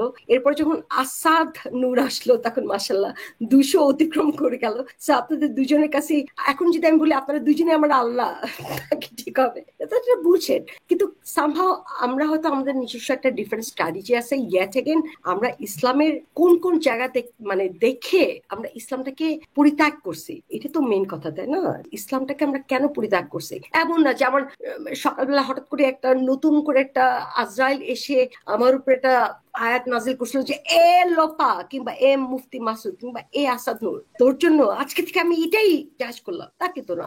আমরা আমাদের নিজস্ব লাইফ থেকে, আমাদের নিজস্ব অভিজ্ঞতা থেকে অন্যান্য সব মানুষের ক্ষেত্রে পরিচালনা করছি এবং কম্প্যারিজন করছি। তখন মনে হচ্ছে কোনো ধর্মই কিন্তু সত্যি না। আমরা কিন্তু কোনো ধর্মের সাথে কম্প্যারিজন করতেছি না, যেটা জাকির নায়েক করে। জাকির নায়েক এক্স্যাক্টলি না লোপা রহমান, আমি যদি একটু ইন্টারাপ্ট করি, আমাকে ক্ষমা করুন আপা, যে এইখানে দেখেন এটা ঠিকই জাকির নায়েক বলেন বলা বা আব্বাসি বলেন বা মিজানুর রহমান আজহারি, এরা ধর্মজীবী, তাদের কথা বাদ দিলাম। আমরা এখানে আমাদের তো এরকম কোনো উদ্দেশ্য নাই, সেটা বলারও দরকার নাই। আমরা যদি একটু মাসুদ ভাইয়ের কাছে শেষ অবস্থায় যাই, লোপা আপা আপনি যদি একটু অনুমতি দেন, এবং এখানে একজন কমেন্ট করছেন, আপনি যদি আগের কমেন্টটা বাদ দিয়া এই কমেন্টটা দেখান, যে খানে আলম খান নামের একজন কমেন্ট করেছেন। তিনি বলছেন যে এভাবে মূত্রত্যাগ নবীজি সাল্লাল্লাহু আলাইহি ওয়াসাল্লাম একেবারেই করেননি, তাও তিনি অসুস্থ অবস্থায়, এবং নবীজি সাল্লাল্লাহু আলাইহি ওয়াসাল্লাম সেই ব্যক্তিকে ব্লা ব্লা ব্লা। তো এইটা কিন্তু জানা যায় যে তিনি এক যুদ্ধে মানে আকাম করতে যাইয়া তিনি তার সাহাবীদের বলছিলেন যে রাত্রিবেলা বাইরে হবে না, বাইরে এলে মারা খাবা। এবং তিনি তখন কিন্তু এটাও বলছিলেন যে তোমরা কেউ বাইরে না, জিনে ধরবে, তোমাদের বড় বড় জিন আছে, এরকম কিন্তু কথা ছিল। মাসুদ ভাই একটু ভালো ব্যাখ্যা দিয়ে যদি শেষ করে দেন, আমাদের মনে হয় যে এই অনুষ্ঠানটা, আজকের এই লাইভটা একটা মানে একটা সমাপ্তিতে যায়, যে ওই কোন সময় মূত্র খাইছিলেন। হ্যাঁ, মোহাম্মদ যে সুসু করে রাখছে, সেই সাহাবী ভয়ে বাইরে যায় না, কারণ মোহাম্মদ বলছিল বাইরে যাও না, জিনে ধরবে। হ্যাঁ, বড় বড় জিন আছে এখানে। এবং বড় বড় জিনের সমস্যা মানে সমাধান কে দিতে পারবে? মুফতি পারবে, আমাদের মতো হ্যাঁ এক্স্যাক্টলি, মুফতি। হ্যাঁ, এখানে এই ভদ্রলোক বলছেন যে আমরা ডোন্ট লাই, শেষে বলেছেন আমরা মিথ্যে বলছি নাকি, এটা মুফতি মাসুদ ভাই যদি একটু বলে শেষ করে দেন। মুফতি ও মাসুদ ভাই প্লিজ ক্যারি অন। এটা বলে যদি শুরু করতেন। আমি যদি লিংকটা দেখাতে পারতাম, মোহাম্মদ সম্পর্কে হাদিসটা এরকম আছে, দাঁড়ান বলছি। আন হুকাইমা বিনতি উমাইমা বিনতি রুকাইকা আন উম্মিহা আনহা ক্বালাত কানা লিন নবী সাল্লাল্লাহু আলাইহি ওয়াসাল্লাম কদাহুম মিন উইদানিন তাহতা সারিরিহি ইয়াবুলু ফিহি বিল-লাইলি। একজন মহিলা সাহাবী থেকে বর্ণিত যে তিনি বলছিলেন, তার নাম আছে হুকাইমা, যে রাসূলুল্লাহ সাল্লাল্লাহু আলাইহি ওয়াসাল্লামের একটি কাঠের পাত্র ছিল, মিন আইদাইনিন, একটা কাঠের পাত্র ছিল, সেই পাত্রের যেটি তার খাটের নিচে থাকতো, রাতের বেলা তিনি সেখানে প্রস্রাব করতেন। এটা হচ্ছে আবু দাউদের বর্ণিত হাদিস, হাদিস নম্বর 24, নাসাইর থেকে বর্ণিত হাদিস নাম্বার হচ্ছে 32, ইবনে হিব্বানের বর্ণিত হাদিস নাম্বার হচ্ছে 1426, হাকিম তার মুস্তাদরাক গ্রন্থে এটা উল্লেখ করেছেন, হাদিস নম্বর হচ্ছে 554। এরপর আল ইজাজ ফি শারহি সুনানি আবি দাউদ, এটার পৃষ্ঠা নম্বর হচ্ছে 155, এবং আলবানী হাদিসটাকে সহি বলেছেন, সেটা হচ্ছে সহি আবু দাউদে আছে, হাদিস এটা হচ্ছে নাম্বার 19। যাই হোক, এই ধরনের হাদিস নাসাইতে আছে, আবু দাউদে আছে, মুস্তাদরাকে আছে। আমি হাদিসটা আরবি সহ পাঠ করলাম। এবং রাসূল এখানে যেটা বলা আছে কানা ইয়াবুলু হচ্ছে, এটাকে বলে আপনার ফেওলে ইস্তিমরারি, মাজি ইস্তিমরারি মানে হচ্ছে যেটা অতীতকালীন ক্রিয়া ধারাবাহিক ভাবে চলতো। তার মানে কানা ইয়াবুলু মানে হচ্ছে তিনি প্রস্রাব করেন, কিন্তু কানা ইয়াবুলু মানে তিনি প্রস্রাব করতেন, মানে এটা তার অভ্যাসের মধ্যে ছিল। এই মাজি ইস্তিমরারি শব্দ ব্যবহার করে বলা হয়েছে। এখন খানে আলম ভাই, আপনি আমার কথা যদি বুঝে থাকেন তাহলে ভালো, আর যদি না বুঝে থাকেন, আমি আরবি টারবি বললাম, সাথে বাংলাটা বোঝানোর জন্যই বাংলা তর্জমা করলাম, যদি না বুঝে থাকেন তাহলে ডোন্ট লাই এই শব্দটা ইউজ না করে আগে আপনি আপনার পরিচিত ভালো আরবি জানে বা ইসলাম জানে এমন একজন হুজুরের কাছে যান, গিয়ে থেকে জিজ্ঞাসা করুন যে মোহাম্মদ এই কাজ করতেন কিনা। Learn first. হ্যাঁ, এইভাবে যদি আমি বলি যে কানাইয়া বুলু ফিল্ম, এরকম মনে হচ্ছে আমার কাছে সাউন্ডটা, যে বুলু ফিল্ম তোমরা দেখো, তারপর দেখে কোনো কিছু একটা বলো। তো এরকমই যদি কেউ বুঝে থাকে, কারণ আরবি তো আমার মাদার টাং না। আমি কিন্তু মানে যেটা সবাই বলে যে আরবি মানে একবার তুমি রিসাইট করলে কিন্তু বুঝে যাবা এটা অন্তঃসার কি ছিল, তা কিন্তু না। যেটা আমার মাদার টাং না, সেটাকেই যখন আমি রিপ্রেজেন্ট না লোপাবা কি হয়, ওনারা হচ্ছেন হুন্না মুসলমান, মানে শুনে মুসলমান। হ্যাঁ, এটা একটা বিষয়, আমি ওনাকে ইনসাল্ট করতে চাই না, কিন্তু মাসুদ ভাই যেভাবে ব্যাখ্যা করলেন তাতে মোহাম্মদের অভ্যাস। এখন একটা প্রশ্ন আসে লোপাপা, আপনি যদি শেষ করতে পারেন, সেটা কি, যে যারা মনে করেন ট্রেনে বা বাসে এমার্জেন্সি বোতলে মতে, এরা কিন্তু সুন্নাত পালন করতেছে। তারপরে তো ভালো যে বোতলে মুততেছে, মানে প্যান্টে মুততেছে না। এইটার জন্য কিন্তু কোরআন কিন্তু বলে নাই যে তোমরা যখন পাবলিক ট্রান্সপোর্টে থাকবা তোমরা বোতলে মুততো, তোমরা প্যান্টে মুততো না। কিন্তু বলা আছে যে কিভাবে সেক্স করবা কৃতদাসের জন্য, এগুলো বলা আছে কোরআনে। অথচ এই যে বেসিক কিছু ইনফরমেশন, যে বেসিক কিছু অ্যাডভাইস, সেটাই নাই কোরআনে। এটি তো মানে এটা তাহলে কেন মানবো আমি? না ফেক আইডিতে কি মোহাম্মদ সবকিছু মানে পোস্ট করবেন? এটা তো লুকায় রাখার জিনিস। যারা হোল্ড করতে পারে না তার তো জ্ঞান ছিল না যে ডাইপার, যে বাচ্চা ছেলেও ডাইপার পড়তে পারে, যারা হোল্ড করতে পারেন। আশরাফ ভাই, আপনি আসছেন ডাইপার নিয়ে, ভাই সে একটা লেট্রিন আবিষ্কার করতে পারে না, আগানো করতো। এবং শুধু তাই না, তার স্ত্রীগুলো নাকি মাঠের মধ্যেই কারবার করতো। চিন্তা করতে পারো। এমনকি আমি চাইলে লোপাপু যদি চান তাহলে আমি সেই হাদিসটা আমাদের যে কি খানে আলম নাকি তার তার তার সৌজন্যে আমি ডিসপ্লে করতে পারি। না না, একেবারে একটা ব্যাপার কি, ওই যে সামনে আসবে, এটা তো মাসুদ ভাই, যেটি সামনে আসবে আপনি প্লিজ আপনি যদি প্রাচীন সভ্যতা দেখেন ভারতের, দ্রাবিডিয়ান সভ্যতা যেটাকে আমরা বলি ইন্ডাস ভ্যালি সিভিলাইজেশন, মহেঞ্জোদারো, হারপ্পা, তাদের বাথরুম ছিল, সুরক্ষিত ট্যাঙ্ক ছিল, দোতলা বাড়ি ছিল। সেই কপার যুগে, আজ থেকে মোর দ্যান 5000 ইয়ার্স বিফোর। বৈদিক সভ্যতা তো আপনার কি মনে হয় না ইহুদিদের মোহাম্মদ এমনি এমনি গালাগালি করেছে? ইদার মাটি দিয়ে ঘষাঘষি করতে হবে পাছা, নাহলে হচ্ছে পাথর দিয়ে। কাম অন লোপাপা এবং আশরাফ ভাই, আপনাদের কাছে দুজনের কাছে একটা, সে জানতো না একটা টিস্যুর মতো একটা ব্যাপার ছিল। Come on. যদিও আমি কিন্তু আমি যেহেতু 70s এর আমলের একটা মানুষ, লেট 70s, কিন্তু আমার সময় কিন্তু টিস্যু ছিল না আর কি, এটাও কিন্তু আমাকে মানতেই হবে। বাট হ্যাঁ, একটা জিনিস ছিল, আমাদের বাসায় আবার আমাদের বাসা 3 তলা ছিল, গার্মেন্টস ভাড়া ছিল, আমরা নিচের তলায় ছিলাম, 2টা তলা গার্মেন্টস ভাড়া ছিল। তো ওই গার্মেন্টস এর যে মানে টুকরা টাকরি কাপড় গুলো ছিল না, ওগুলোকে ঢিলা কুলুপ বলা হতো। সো আমার বাপ দাদা যেহেতু সেরকম মুসলিম ছিল, আমরা কিন্তু ওই যে টিস্যু জিনিসটা জানতাম না, কিন্তু ঢিলা কুলুপ কিন্তু আমাদের বাসায় দিয়েছিল। চিন্তা করেন লোপাপা, আপনি কতটা ফাস্ট। হ্যাঁ, আপনি সেই 70s এর কথা বলছেন, এখনকার মাদ্রাসায় এখনো ঢিলা কুলুপ বানানো হয়। আপনি চিন্তা করেন, এইখান থেকে অন্তত আল্লাহ এবং মোহাম্মদ রে মানে ধন্যবাদ না দিয়ে কই যাবে? না, ঢাকা ইউনিভার্সিটির মাদ্রাসা থেকে আসার ছাত্রগুলো, তারা নাকি দেয়ালে এ সমস্ত কাজ করে, ওই কুরুপ টুরুপ নাকি পাথর দিয়ে ইট দিয়ে করে, মানে জঘন্য। পাথর দিয়ে ঘষলাম, টিস্যু আছে পাশে, কিন্তু যেহেতু মোহাম্মদ পাথর দিয়ে ঘষতে, টিস্যু আমি ইউজ করবো না, আমি কিন্তু পাথর দিয়ে ঘষবো। না, পাথরের কথা বললেন না, তাহলে রেল স্টেশনের রেল লাইনে যে পাথরগুলো আছে একটাও থাকবে না, সব নিয়ে এসে পড়বে, সুবহানাল্লাহ। ঢিলা গ্রুপের মধ্যে থাকে। না, আমি যেহেতু 70s এর মানুষজন, যাই হোক, আমরা আল্লাহর রহমতে শেষ করি। হ্যাঁ, শেষ করে দিলে ভালো। ঠিক আছে। হ্যাঁ, বাট আমি খুবই খুশি হলাম, স্পেশালি আমার কাছে মানে মুফতি মাসুদ আমার জন্য একটা লাক নিয়ে আসছিল এই প্রথম। মানে এই যে 207 জন মানুষ, আমার সাবস্ক্রাইবার কতজন, মানে 2000 জন না, তারপরে এত মানুষ, আর তার মধ্যে এই যে আমাদের আসাদ নূর মাশাআল্লাহ যুক্ত হইলো। আর তার মধ্যে যে কিছু মানুষ তো আছেই সবসময়, মানে কি বলবো, আমি অত বেশি যাই না, আমি অত বেশি স্মার্টও না, আমি স্মার্ট, ইংলিশ কথা বলতে পারি, বাট এত ধর্ম সম্পর্কে হয়তো জানি না অত। আপনাকে লোপাপু আপনাকে একটু ইন্টারাপ্ট করছি। আমাদের মধ্যে যে আশরাফুদ্দৌলা ভাই আছেন, আমার খুব পছন্দের মানুষ। আসাদ নূর তো অবশ্যই আমার পছন্দের মানুষ, আপনি আশরাফুদ্দৌলা ভাই, উনি হচ্ছেন, ওনার বয়স কিন্তু 80-র উপরে বা 80-র কাছাকাছি। এই বয়সেও উনি যেভাবে মুক্ত চিন্তা করছেন, কথা বলছেন, যেভাবে উনি যতটা এনার্জি নিয়ে কথা বলেন, অনেকগুলো লাইভ করেন বিশেষ করে বিজ্ঞান নিয়ে, সেটা কিন্তু অবশ্যই স্যালুট পাওয়ার যোগ্য। এক্স্যাক্টলি। কারণ যে কোনো মানুষের কিন্তু একটা জেনারেশনের একটা প্রেজুডিস থাকে, তাই না?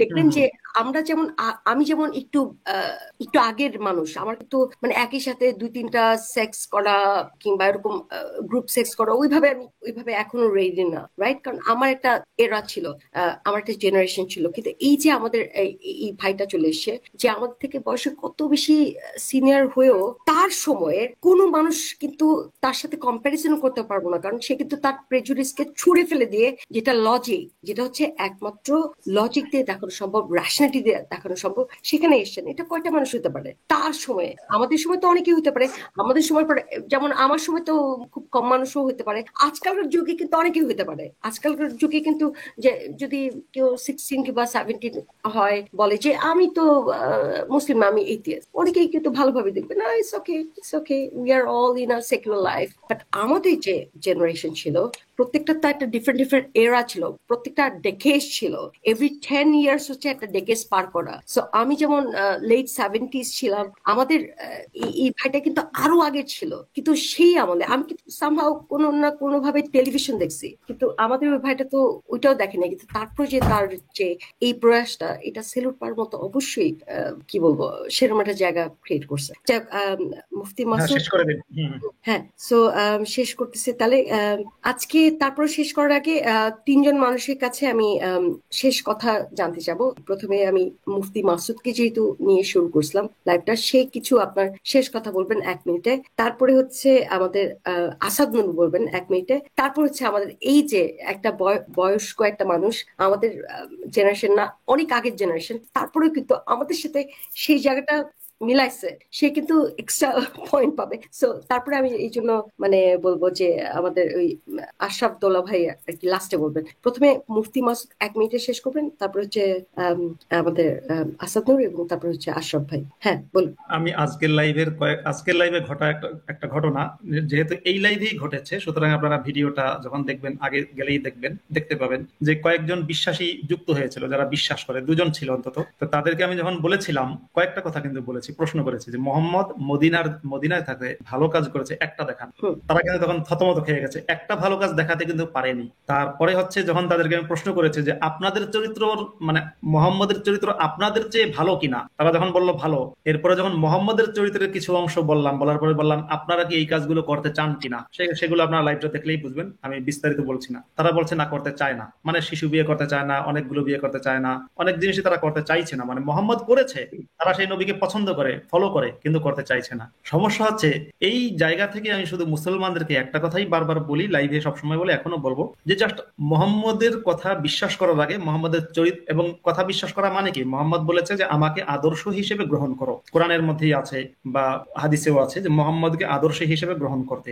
আদর্শ হিসেবে বা তাকে পরিপূর্ণভাবে ফলো করার যে আপনি করবেন, আপনি মুসলিম, আপনি আগে দেখবেন যে মোহাম্মদ যা যা করেছে সেইগুলো আপনার পক্ষে করা সম্ভব কিনা, বা আপনার করার আগ্রহ আছে কিনা, বা যদি সেসব কিছু, আপনারা মুসলিম যারা, যদি সেসব কিছু আপনি করেন তাহলে আপনার নিজের বিবেক দংশিত হবে কিনা। যদি এমন হয় যে আপনার সেটা করতে লজ্জা লাগছে, কিংবা সমাজ আপনাকে খারাপ কথা বলছে, কিংবা আপনার নিজের বিবেক দংশিত হচ্ছে, কিংবা আপনার সেটা করার প্রতি রুচি আসছে না, যদি এরকম মনে হয়, তাহলে জেনে নেবেন যে আপনারা মুসলিম যারা, আপনাদের চরিত্র অলরেডি মোহাম্মদের চেয়ে ভালো। তো যেহেতু আপনাদের চরিত্র অলরেডি মোহাম্মদের চেয়ে ভালো, সুতরাং এরকম একদিকে ফলো করে নিজেকে চরিত্রহীন বানানোর দরকার নেই। ভালো থাকুন, ভালো মানুষ হন, মোহাম্মদের সন্ত্রাস পরিত্যাগ করে প্রত্যেকে মনের দিক থেকে মুক্ত হয়ে যান, এই আহ্বান জানিয়ে আমার বক্তব্য শেষ করছি। ধন্যবাদ লোপা রহমান আপু এবং যারা আছেন সকল। চমৎকার চমৎকার। এখন আমি আমার ইভলভড একটা ক্যারেক্টার, যাকে থেকে আমি প্রতিনিয়ত এখন পর্যন্ত জানতাম না যে সে কতটা ম্যাচিওর, কিন্তু মানে রিসেন্টলি দেখলাম, oh my god, Asad Noor, you are kind of a character. Constantly তুমি নিজেকে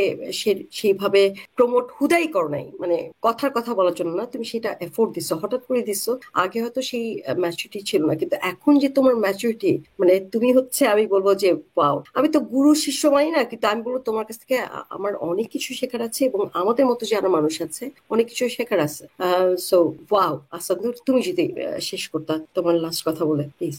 লোপাপা, আমি এই জন্য এইটা জেনে খুব খুশি হলাম যে আপনি সেভাবে আমাকে দেখছেন, বা আমার মধ্যে যে পরিবর্তন, যেটা আমি হয়তো নিজে ফিল করছি না, কিন্তু আপনি যেহেতু বলছেন নিশ্চয়ই আপনি আমার অগ্রজ, এবং আপনি সেটাই সেভাবেই খেয়াল করেছেন, এবং এই ইমপ্রুভমেন্টের জন্য মানে আপনি যেভাবেই বলেছেন, আমি এই জন্য অত্যন্ত কৃতজ্ঞ যে হ্যাঁ, হয়তো পরিবর্তন এসেছে। আমি চাই যে হ্যাঁ, এই আমাদের মধ্যে যে বিভেদ, মানে অর্থাৎ মানুষের মধ্যে, আমাদের দেশের মানুষের মধ্যে যে বিভেদ, সেই বিভেদ দূর হোক, এবং যে ধর্মান্ধ মানুষরা আমাদের শত্রু মনে করেন, মাসুদ ভাইকে শত্রু মনে করেন, আপনাকে শত্রু মনে করেন, আমাকে শত্রু মনে করেন, সেই শত্রু মনে করাটা একটা সময় বন্ধ হবে বলে আমার মনে হয়। কারণ এখন যেভাবে মানুষ রিয়াকশন দেখাচ্ছেন, অর্থাৎ এটার কোনো একটা গুরুত্ব আছে বলে আমার কাছে মনে হচ্ছে। বাংলাদেশে যেভাবে এই রিয়াকশন, মেরে ফেলবো, কেটে ফেলবো, ফাঁসি চাই, এই কথাগুলো বা মিছিল হওয়া বৃষ্টির মধ্যে, এগুলো তো স্বাভাবিক বিষয় না, কিছু একটা তাদের মধ্যে ঘটছে, অর্থাৎ মরণ কামড় দিচ্ছেন বলেন আমার মনে হয়। তো এই যে দীর্ঘ সংগ্রাম, এই সংগ্রামের সাথে যারা যারা যুক্ত ছিলেন, যারা যারা যুক্ত আছেন, বা যারা নেই, তাদের সবার কাছে আমার কৃতজ্ঞতা। এবং আমরা চাই সম্মিলিতভাবে এই আমাদের যে আধার আমরা যেটা কাটাচ্ছি, এখানে একটা কথা না বললেই নয়, আমরা বাংলাদেশের সাথে যদি আমাদের পার্শ্ববর্তী দেশকে কম্পেয়ার করি, মিয়ানমারের সাথে আমরা কালচারালি ওইভাবে ইনভলভ না, ভারতের সাথে অনেক ক্ষেত্রেই কালচারালি ইনভলভ, আমরা নেপালের সাথে বা ভুটানের সাথে ওইভাবে ইনভলভ না। এটা অনেক কারণ আছে। তো ভারতের মধ্যে যে ধরনের স্বাধীনতা বা যতটা তারা সংস্কার করতে পেরেছে, আমরা সেটা পারি নাই। এটার কারণটা হচ্ছে যে আমরা ধর্মকে আঁকড়ে ধরে রেখেছিলাম। তো এই আঁকড়ে ধরাটা খুব বেশি দিন থাকবে না বলে আমি বিশ্বাস করি, এবং আমি মনে করি আমরা পরিবর্তন আনতে সক্ষম হব। এবং এই সক্ষম করার জন্য আমাদের যারা অগ্রজরা জীবন দিয়েছেন, যারা এখন বেঁচে নেই, তাদের নাম উল্লেখ করলে সেই অনেকটা বড়, কিন্তু সেই লিস্ট আমার মনে হয় না কাউকেই বলতে হবে, সবার কাছেই মুখস্থ। তাদের আত্মত্যাগ, তাদের সেই শ্রম, সেটাকে শ্রদ্ধা রাখি। এবং আমরা যারা, আমি নিজেকে মনে করি যে আমি নবীন, আমি চেষ্টা করছি সেই সংগ্রামটাকে অনেক দূর নিয়ে যাওয়ার জন্য। এবং আপনারা যারা আছেন সবাইকে আমাদের এই সংগ্রামের সাথে একত্রতা ঘোষণা করার জন্য ধন্যবাদ, এবং পাশে থাকার জন্য ধন্যবাদ। এবং লোপাপা, আপনাকে কৃতজ্ঞতা যে আপনি আমাকে এরকম ভাবে, আমি এরকম ফিডব্যাক পাই নাই কারোর কাছ থেকে। আপনি যেভাবে বললেন, আপনাকে আপা বলি, মানে অর্থাৎ বড় বোন, মায়ের মতো, আপনি যেভাবে আমাকে দেখছেন, এটা আমি নিজেও আজকে জানলাম, এবং কৃতজ্ঞতা। সেই সাথে মাসুদ ভাই আমাদের সাথে ছিলেন, এবং আশরাফ ভাই ছিলেন। মাসুদ ভাইকে তো আমি সবসময় সম্পদ মনে করি, এবং মাসুদ ভাই আমার মনে হয় আমাদের এই মুভমেন্টে একমাত্র ব্যক্তি, এখন পর্যন্ত, সেই 2017 সাল থেকে এখন পর্যন্ত মাসুদ ভাই একমাত্র ব্যক্তি যিনি কিনা আসলে, যার কোনো আসলে এরকম অল্টারনেট নাই। মাসুদ ভাই এতদিন পর্যন্ত বেঁচে ছিলেন, আরো দীর্ঘজীবী হন সেই প্রত্যাশা করি। এবং আশরাফ ভাইয়ের কাছেও এটাই যে উনি আমাদের অনেক অনেক সিনিয়র, এবং তিনি এখন এই বয়সে এসেও যেভাবে আমাদের সাথে আছেন, যেমনটা শাহরিয়ার কবির, আরো অনেক উদাহরণ দেওয়া যেতে পারে। তো সেই মানুষগুলোর কাছ থেকে আমরা শিখি এবং জানি। কৃতজ্ঞতা। আমি দুঃখিত 1 মিনিটের বেশি সময় নিয়ে নিচ্ছি। না, যদি কোনো কিছু এমন একটা কথা হয় যেটা শিক্ষণীয়, সেটা 1 মিনিট কারণ 2 মিনিট শুনতেও কিন্তু ভালো লাগে, তাই না? কিন্তু এই যে আমাদের ইসলাম ধর্মটা এরকম একটা কঠিন একটা ধর্ম, যে একটা মুসলিমও কিন্তু যদি কনসেপ্টে এরকম কোনো দাওয়া শুনে ওর কিন্তু মাথা ব্যথা শুরু হয়ে যাবে যে ইসলাম ধর্মটা এত কঠিন। তো সেটা কিন্তু প্রকৃত যারা ইসলামিক স্কলার্স আছে তারাও কিন্তু বলে যে ইসলাম কিন্তু এত সহজ ব্যাপার না, এটা হচ্ছে কনস্ট্যান্টলি স্ট্রাগলিং, যেখানে মানে বেস্ট যেটা এবং সবচেয়ে সুপার বেস্ট যেটা নাম্বার 1 বেস্ট, সেটা কাদেরকে দেওয়া হবে? যারা ইসলামকে প্রতিষ্ঠিত করার জন্য যুদ্ধ করবে এবং সেখানে শহীদ হবে, তাই না?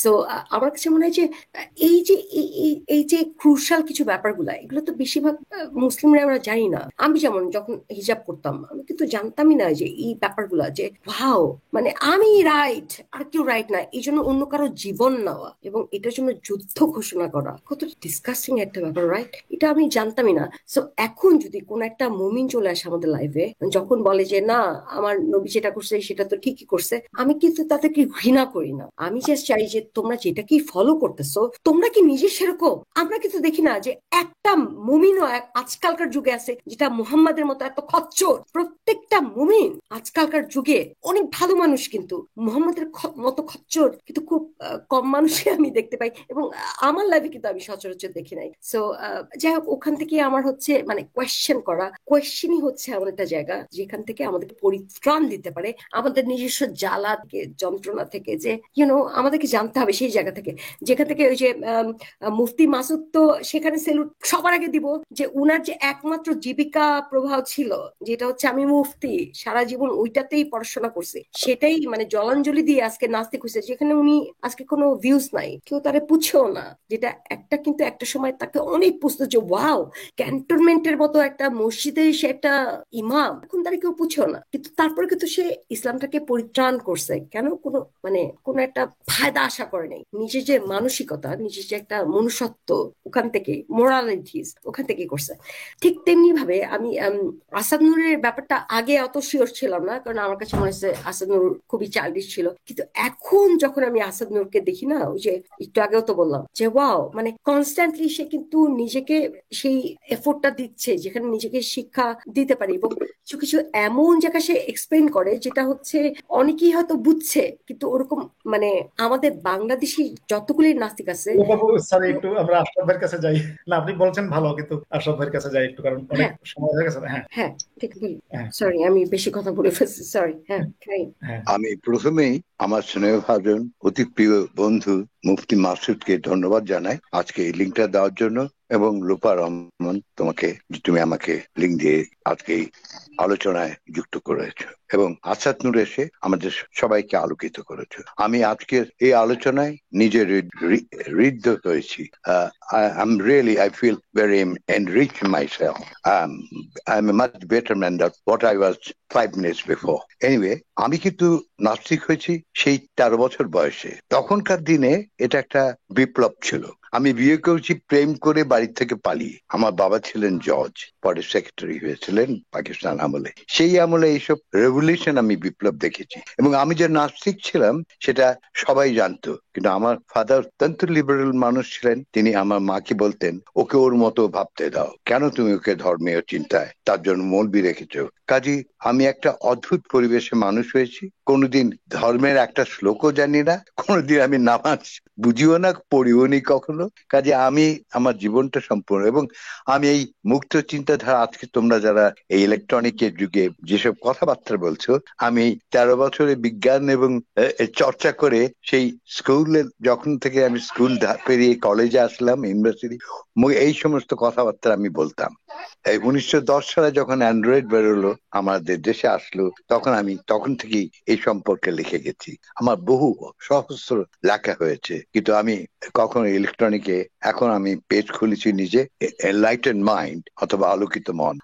আমি অত্যন্ত আশাবাদী। আমি আশাদ নূরের সুরে সুর মিলিয়ে বলছি, দ্য চেঞ্জ মাস্ট কাম। তাই হয়, পিপীলিকার মৃত্যু ঘটে যখন তার পাখা গজায়। তো এই ইসলাম ধর্মটাও তাদের পাখা গজিয়েছে, তারা এখন আইসিইউতে আছে। আমার মনে হয় সুদিন আসছে, আমাদের এই সকলের যে কর্মকাণ্ড এককভাবে এক একজন আলোকিত নক্ষত্র বৃথা যেতে পারে না, যাবেন। এই আশা রেখেই সবাইকে আবার শুভেচ্ছা ও অভিনন্দন। যারা এখানে আছেন এবং যারা শুনছেন তাদের প্রতি শুভকামনা জানিয়ে আমি আমার বক্তব্য এখানে শেষ করছি। আশরাফ ভাই, বক্তব্য শেষ করা যাবে না, একটা প্রশ্ন। আপনি এত চমৎকার বাংলা ব্যবহার করেন, মাশাআল্লাহ, মাশাআল্লাহ, এটাই বলতে চাচ্ছিলাম। আশরাফ ভাই, আপনার বাংলা শুনে আমি আপনার প্রেমে ফিদা হয়ে গেলাম। এত সুন্দরভাবে কথা বলেন। একমাত্র কারণ হলো আমরা অ্যাকচুয়ালি খুব কনফাইন্ড সিচুয়েশনে মানুষ এসেছি। বাবা খুব ভীষণ মরালিটি এবং অত্যন্ত ভালো মানুষ ছিলেন। আমরা জজের ছেলে বলে কোনো বাইরে কোনো বিবাহ উৎসবে বা সাধারণ মানুষের সঙ্গে মিশতে পারতেন। উনিও কোনো বিবাহ বা আত্মীয় স্বজনের অনুষ্ঠানে যেতেন না, যাতে তাদের কেস থাকলে তারা তাকে কোনোভাবে ইনফ্লুয়েন্স করতে পারে। কাজে আমার মা ছিলেন কলকাতায়, আমাদের ছেলেবেলা কিছুটা কেটেছে কলকাতায়, কাজে প্রমিত বাংলায়, বিশুদ্ধ বাংলা আমার বাবা এবং মা তারা সবসময় এইভাবে বাংলায় বলতেন। এবং কাজী যেভাবে প্রমিত বাংলায় উচ্চারণ করা যায়, যেভাবে প্রকৃত ইংরেজি করা যায়, কারণ আমাদের টিচার ছিল ইউরোপিয়ান। একরকম, আবার আমাদের ঢাকাইয়া ভাষা একরকম। তার মানে কি হচ্ছে, প্রমিত বাংলা যেটা সেটাই হচ্ছে শুদ্ধ, এবং সেটা বলাই হচ্ছে আমার নেকি পাওয়ার মতো একটা না জায়গা। না না, সেরকম কিছু না। আমরা সেইভাবে গড়েছি। আমি পারি না লোকাল ডায়ালেক্ট আমাদের যেহেতু ইনফ্লুয়েন্স করতে পারে। আমি যেমন, আমার কথা চিন্তা করেন, আমার নানা হচ্ছে ঢাকাইয়া ছিল, আমার দাদা হচ্ছে ভোলাইয়া ছিল।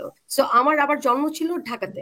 সো আমি কিন্তু হেইয়া, আবার শ্বশুর বাড়ি যেটা ছিল হেইয়া কিন্তু আবার মানে সিলেট ছিল, শাশুড়ি আবার নোয়াখাইলা ছিল। সো হেইয়া কিন্তু আস্থা বাংলাদেশ কিন্তু আমার আসিল, বুঝলেন না? তো এটার জন্য যদি আমি কোনো একটা এরকম একটা স্ট্যান্ড নিয়ে নেই যে এটাই হচ্ছে একটা রাইট, আমার তো ভাষা না না লোপাপা, এখানে ফ্যাক্ট ছিল যে আশরাফ ভাই যে কয়েকটা শব্দ এখানে ব্যবহার করেছেন, আমি হয়তো পরবর্তীতে এটা করতে পারবো, কিন্তু এগুলো খুব হারিয়ে যাওয়া বাংলা। আমার এই জন্য লাগছে যে ওকে, এই শব্দগুলো আমি আগে শুনছি, যে জানি এটা মিনিং কি, কিন্তু এই শব্দগুলো ব্যবহার করতে কাউকে শুনি নাই। এটাই ছিল আমার প্রশ্ন। You are right. এটা তো আমিও প্রথমেই তো আমি সেখানে মানে আমাদের এই ভাইকে বললাম যে ওয়াও, এই ভাষাগুলো কতটা এক্সক্লুসিভ, শুনতেও তো একটা কানটা জুড়ায় যায়, তাই না? কিন্তু আমাদের কানটা কখন জুড়ায় জানেন? যখন আমরা এরকম কোনো কিছু একটা পশ ভাষা শুনি, যেটা আমাদের কলকুয়েল না, যেটা আমরা সবসময় শুনি, এটা তো আমাদের কোনো কিছু এটা তো আমরা শুননা বোর্ড আর কি, একই সাথে শুনতেছি। কিন্তু আমরা আশরাফ, মানে আমি আমার কথা বললাম যে আশরাফ ভাইকে কখন সেই জায়গাটা দিলাম, যে যখন দেখলাম যে উনি বাংলা ভাষারই মানে কিছু ইউজ করতেছেন, টেকেন সেরকম একটা লাক্সারি ছিল সেই ভাষাগুলোর মধ্যে। কারণ বাংলার মধ্যে কিন্তু আমাদের বাংলা কিন্তু একটা ডিফারেন্ট ল্যাঙ্গুয়েজ, এটা কিন্তু অন্যান্য ভাষার মতো না। অন্যান্য ভাষায় কিন্তু নিজস্ব কোনো হরফ নাই, হয়তো কখনো কোনো ইংলিশ ইউজ করতে হইতেছে, কখনো হয়তো কি বলে যে আরবি ইউজ করতে হইতেছে। বাংলা ভাষা পৃথিবীর মধ্যে one of the best languages. Bangla ভাষার তোমার মনের যে হৃদয়ের স্পন্দন, যে অনুরণ, সেটা স্পন্দন, সেই ধ্বনি সবসময় আমাদের শব্দের মধ্যে হয়। তুমি যদি সুন্দর করে বাংলা বলো, এটা সঙ্গীতের মতো শোনাবে। রবীন্দ্রনাথের কথায়, এই যে সঙ্গীত কোথা হতে উঠে, এই যে ক্রন্দন কোথা হতে টুটে, অন্তর বিতরণ, এই যে অনুরণন, অদ্ভুত। আলো আলো আমার আলো, আলো ভুবন ভরা, আমার মুক্তি আলোয় আলোয়। আমার পেজের নাম দিচ্ছি এনলাইটেন মাইন্ড, আলোকিত মন। আমাদের দায়িত্ব হলো প্রত্যেকের, আমাদের এই কথাবার্তায় যদি একটি মানুষও আলোকিত হয়, আমাদের জীবন ধন্য হবে। এক্স্যাক্টলি শামীম ভাই, এটাই। আমি খুবই কৃতজ্ঞ, এবং আমি লোপাপার কাছে কৃতজ্ঞ। আমরা শেষ করি, এবং লোপাপার কাছে বলতে চাই যে আমি লোপাপার প্রতি আমি অবাক হয়েছিলাম, ধাক্কা খেয়েছিলাম। লোপাপা মানে আমি শেষ আমার লোপাপার সাথে শেষ যেদিন কথা হয়েছিল কোন একটা লাইভে, কিন্তু সবচেয়ে ভালো লাগে কি, লোপার মধ্যে যেটা আমাদের কারো মধ্যে নেই, তার মধ্যে একটা রসবোধ আছে। তারপরে ব্যঙ্গাত্মক ভাবে উনি। আমি একবার আমি ও যে লিপ নড়াচ্ছে বুঝিনি, আমি ভাবছি তুমি এত সুন্দর গান গাইতে পারো, একটা কমেন্ট করেছিলাম, তো খুবই আমাকে উত্তর খুশি দিচ্ছে হয়েছি, আমি তো সেরকম লিপে নিয়েছি। কি বলা হয়, আল্লাহ পাক নিজেই জেনে এত প্রশংসা খুশি, আমি তো সব নশ্বর একটা মানুষ, না না, আমি এরকম তোমার এই কিছুই না। রসাত্মবোধ, এই হিউমার বোধটা বাঙালিদের মধ্যে একেবারেই কম। দেখো না, এক্স্যাক্টলি। বাংলা সাহিত্যে তো শিবরাম চক্রবর্তীর মতো আরেকটা লেখক বেরোলো না, কেননা আমাদের মধ্যে হিউমার নাই। তোমার মধ্যে এই হিউমারটা আমি সত্যি। আমরা ওটা চাই আশরাফ ভাই। লোপাপা এটা ধরে রাখুন। আমার লোপাপার সাথে শেষ যেদিন কথা ছিল তখন আপা বলেই শেষ হয়েছিল, এবং এখন আপা বলেই শুরু হয়েছে। না না, ও আমি নিজে ও নিজে নিজে একটা খুবই কৃতজ্ঞ ও লোপাপা একটা ভাই শেষ আমাকে। রত্ন। হইস নাকি ভাই, হ্যাঁ, আপা বলে শুরু হ্যাঁ, যেতে হয়েছে, আবার নতুন করে আমার পেজে আসতে হবে, ওই মাসুদকে দিয়ে আমি এক্স্যাক্টলি। আমরা এবং অনেক আয়োজন তুমি করবো। আমরা আসবে। আজকে, এই হ্যাঁ, তো আমরা আজকে এখানে শেষ শোনো, করি। তোমার হ্যাঁ, চেতনা বোধ আমার অনেক ইয়ে আছে, আমার প্রায় 150 মানে ভক্ত আছে, বা যাই বলো না কেন ফলোয়ার আছে, তারা শুনবে। কারণ আসাদ নূর এবং লোপার একটা, আর মুফতি মাসুদ তো সেই যেভাবে সোচ্চার আজকে নারীর জন্য, আমার কাছে অবাক লাগে তার লেখাগুলো। আমি পড়ি এবং পড়ে আমার কাছে অদ্ভুত সুন্দর লেখেন তিনি। মাসুদ ভাই, আপনাকে রিয়েলি আপনি সব্যসাচী। শুধু শুধু ধর্ম নয়, সোশ্যাল সামাজিক জ্ঞান তার যথেষ্ট বেশি, এবং লাস্ট বিভিন্ন একটা কথা জায়গায় যে বলি, আজকে অদ্ভুত একটা লোক এই মানুষ, এই মুফতি মাসুদ। আজকে আমার কাছে মনে হয় লাইফটা শেষ করে দিই, মানে লাস্ট একটা কথা এক্স্যাক্টলি। বলে, যে আজকে আমরা এমন একটা জেনারেশনে পৌঁছেছি, দেখেন, যারা প্রকৃত অর্থেই যারা বিদ্বান তাদেরকে আমরা প্রাধান্য দিচ্ছি না। লোপা কিংবা আসাদ নূর যারা হচ্ছে একসময় ইসলাম ছিল, আজকে তারা ইসলাম থেকে জায়গা পরিবর্তন করছে, ওখান থেকে তারা ভাইরাল হয়েছে। লোপা এবং আসাদ নূর, আসাদ নূর আজকে অনেক বেশি, আসাদ নূরের ফলোয়ার আজকে অনেক বেশি, নো ডাউট অ্যাবাউট ইট। এখান থেকে তাকে আমি সেলুট জানাই, যে আমি তো একটা মাইয়া ছিলাম, আমার চেহারা দেখে কিন্তু কেউ আসতে পারতো, কিন্তু আসাদ নূরের অনেক বেশি ফলোয়ার্স, সেখান থেকে না না হয়ে নাই গেলাম। কিন্তু মানে মূল কথা যেটা ছিল, যে মানে চিন্তা করেন তো, যে এইরকম একটা জায়গা যেখানে আমি বলতেছি যে মানে আমি যেটা বলতেছি সেটা হচ্ছে রাইট, বাকি কোনো কথা রাইট না। এটা আসাদ নূর হোক কিংবা লোপা হোক, আমরা বেশি পাওয়ার পাচ্ছি, বেশি ভিউয়ার্স দেখতেছি, কিন্তু মুফতি মাসুদ কিন্তু পাচ্ছে না। মুফতি মাসুদের যেখানে বেশি পাওয়ার কথা ছিল, কারণ সেই তো একটা স্কলার ছিল ইসলামের সম্পর্কে, সে একটা বেশি জানতো, কিন্তু মুফতি মাসুদকে কেউ ওরকম পাত্তা দিচ্ছে না কেন? এই যে লোপা আর আসাদ নূর, এরা তো মুসলিম ছিল, হঠাৎ করে অমুসলিম মুসলিম তারা জানে না, এই জন্য তাদেরকে বেশি শিক্ষা দেবো। কিন্তু এই যে মুফতি একটা মানুষ, যে ইসলামের একটা ঝান্ডা হাতে ছিল, তাকেই কেউ আজকে প্রাধান্য দিচ্ছে না। এটা কি মানে আপনি আমি দেখুন, 1 মিনিট বলবো, আমি একটা 1 মিনিট একটা বলি, মুক্তি হয়ে আমি 1 মিনিট বলি। যে হ্যাঁ, ইসলামের এত ধারণ করত, তার থেকে মুক্ত হয়ে মুক্ত চিন্তা খাওয়া কতখানি শক্তির প্রয়োজন। হ্যাঁ, আসাদ নূর আশরাফ বল। ভাই, সেটা আপনি অনুধাবন করবেন। তো পাপা, যদি আপনি আমাকে একটু অনুমতি দেন, আমি 30 সেকেন্ড বলে শেষ করে দিই। হ্যাঁ, প্লিজ প্লিজ যে প্লিজ, মুফতি মাসুদ, হ্যাঁ, মুফতি মাসুদ ভাইয়ের ব্যাপারে চ্যালেঞ্জ করার ক্ষেত্রে 10 বার ভাবতে হয়। হ্যাঁ, যেমন লোপাপা আপনি একভাবে প্রেজেন্ট করেন, আমি একভাবে প্রেজেন্ট করি, দেখলে মনে হবে আরে এরা তো মানে গলাবাজি করতেছে, হ্যাঁ, ধরলে আর কিছু হবে না। মুফতি মাসুদ ভাইয়ের ব্যাপারে খেলতে আসলে অনেক অনেক হিসাব নিকাশ করতে হয়। মানে যারা ধরেন চ্যালেঞ্জ করবেন, তারাও তো সর্বোচ্চ ডিগ্রি কি মুফতি, এরপরে ধরেন শায়েখ বা অন্যান্য জায়গায় যাবেন, কিন্তু এই সব বিষয়ে ওনারা রিস্ক নিতে চান না। আসলে আমাদের বাংলাদেশের যারা মোল্লা মুন্সি আছেন, তারা ভিকটিম, তো ভিকটিম হইয়া ধরেন এরকম একটা সংগ্রামে যেতে চান না। তবে হ্যাঁ, মাসুদ ভাইয়ের ব্যাপারটা আমি কোনোদিনই মনে করি না তাকে কেউ পাত্তা দেন না, এটা আমার মনে হয় না। আমার কাছে মনে হয়েছে যে মাসুদ ভাইয়ের সাথে ওইভাবে মানে ওইভাবে ডিবেটে যেতে চান নাই, সাহস দেখান নাই। আর আরেকটা বিষয় তো অবশ্যই আছে, লোপাপা, আপনি যে আমাকে অনেকগুলো প্রশংসা করছিলেন, তার মধ্যে অন্যতম আমি মনে করি যে আমরা তখন টেকনোলজির উপরে ইয়ে করে আসি।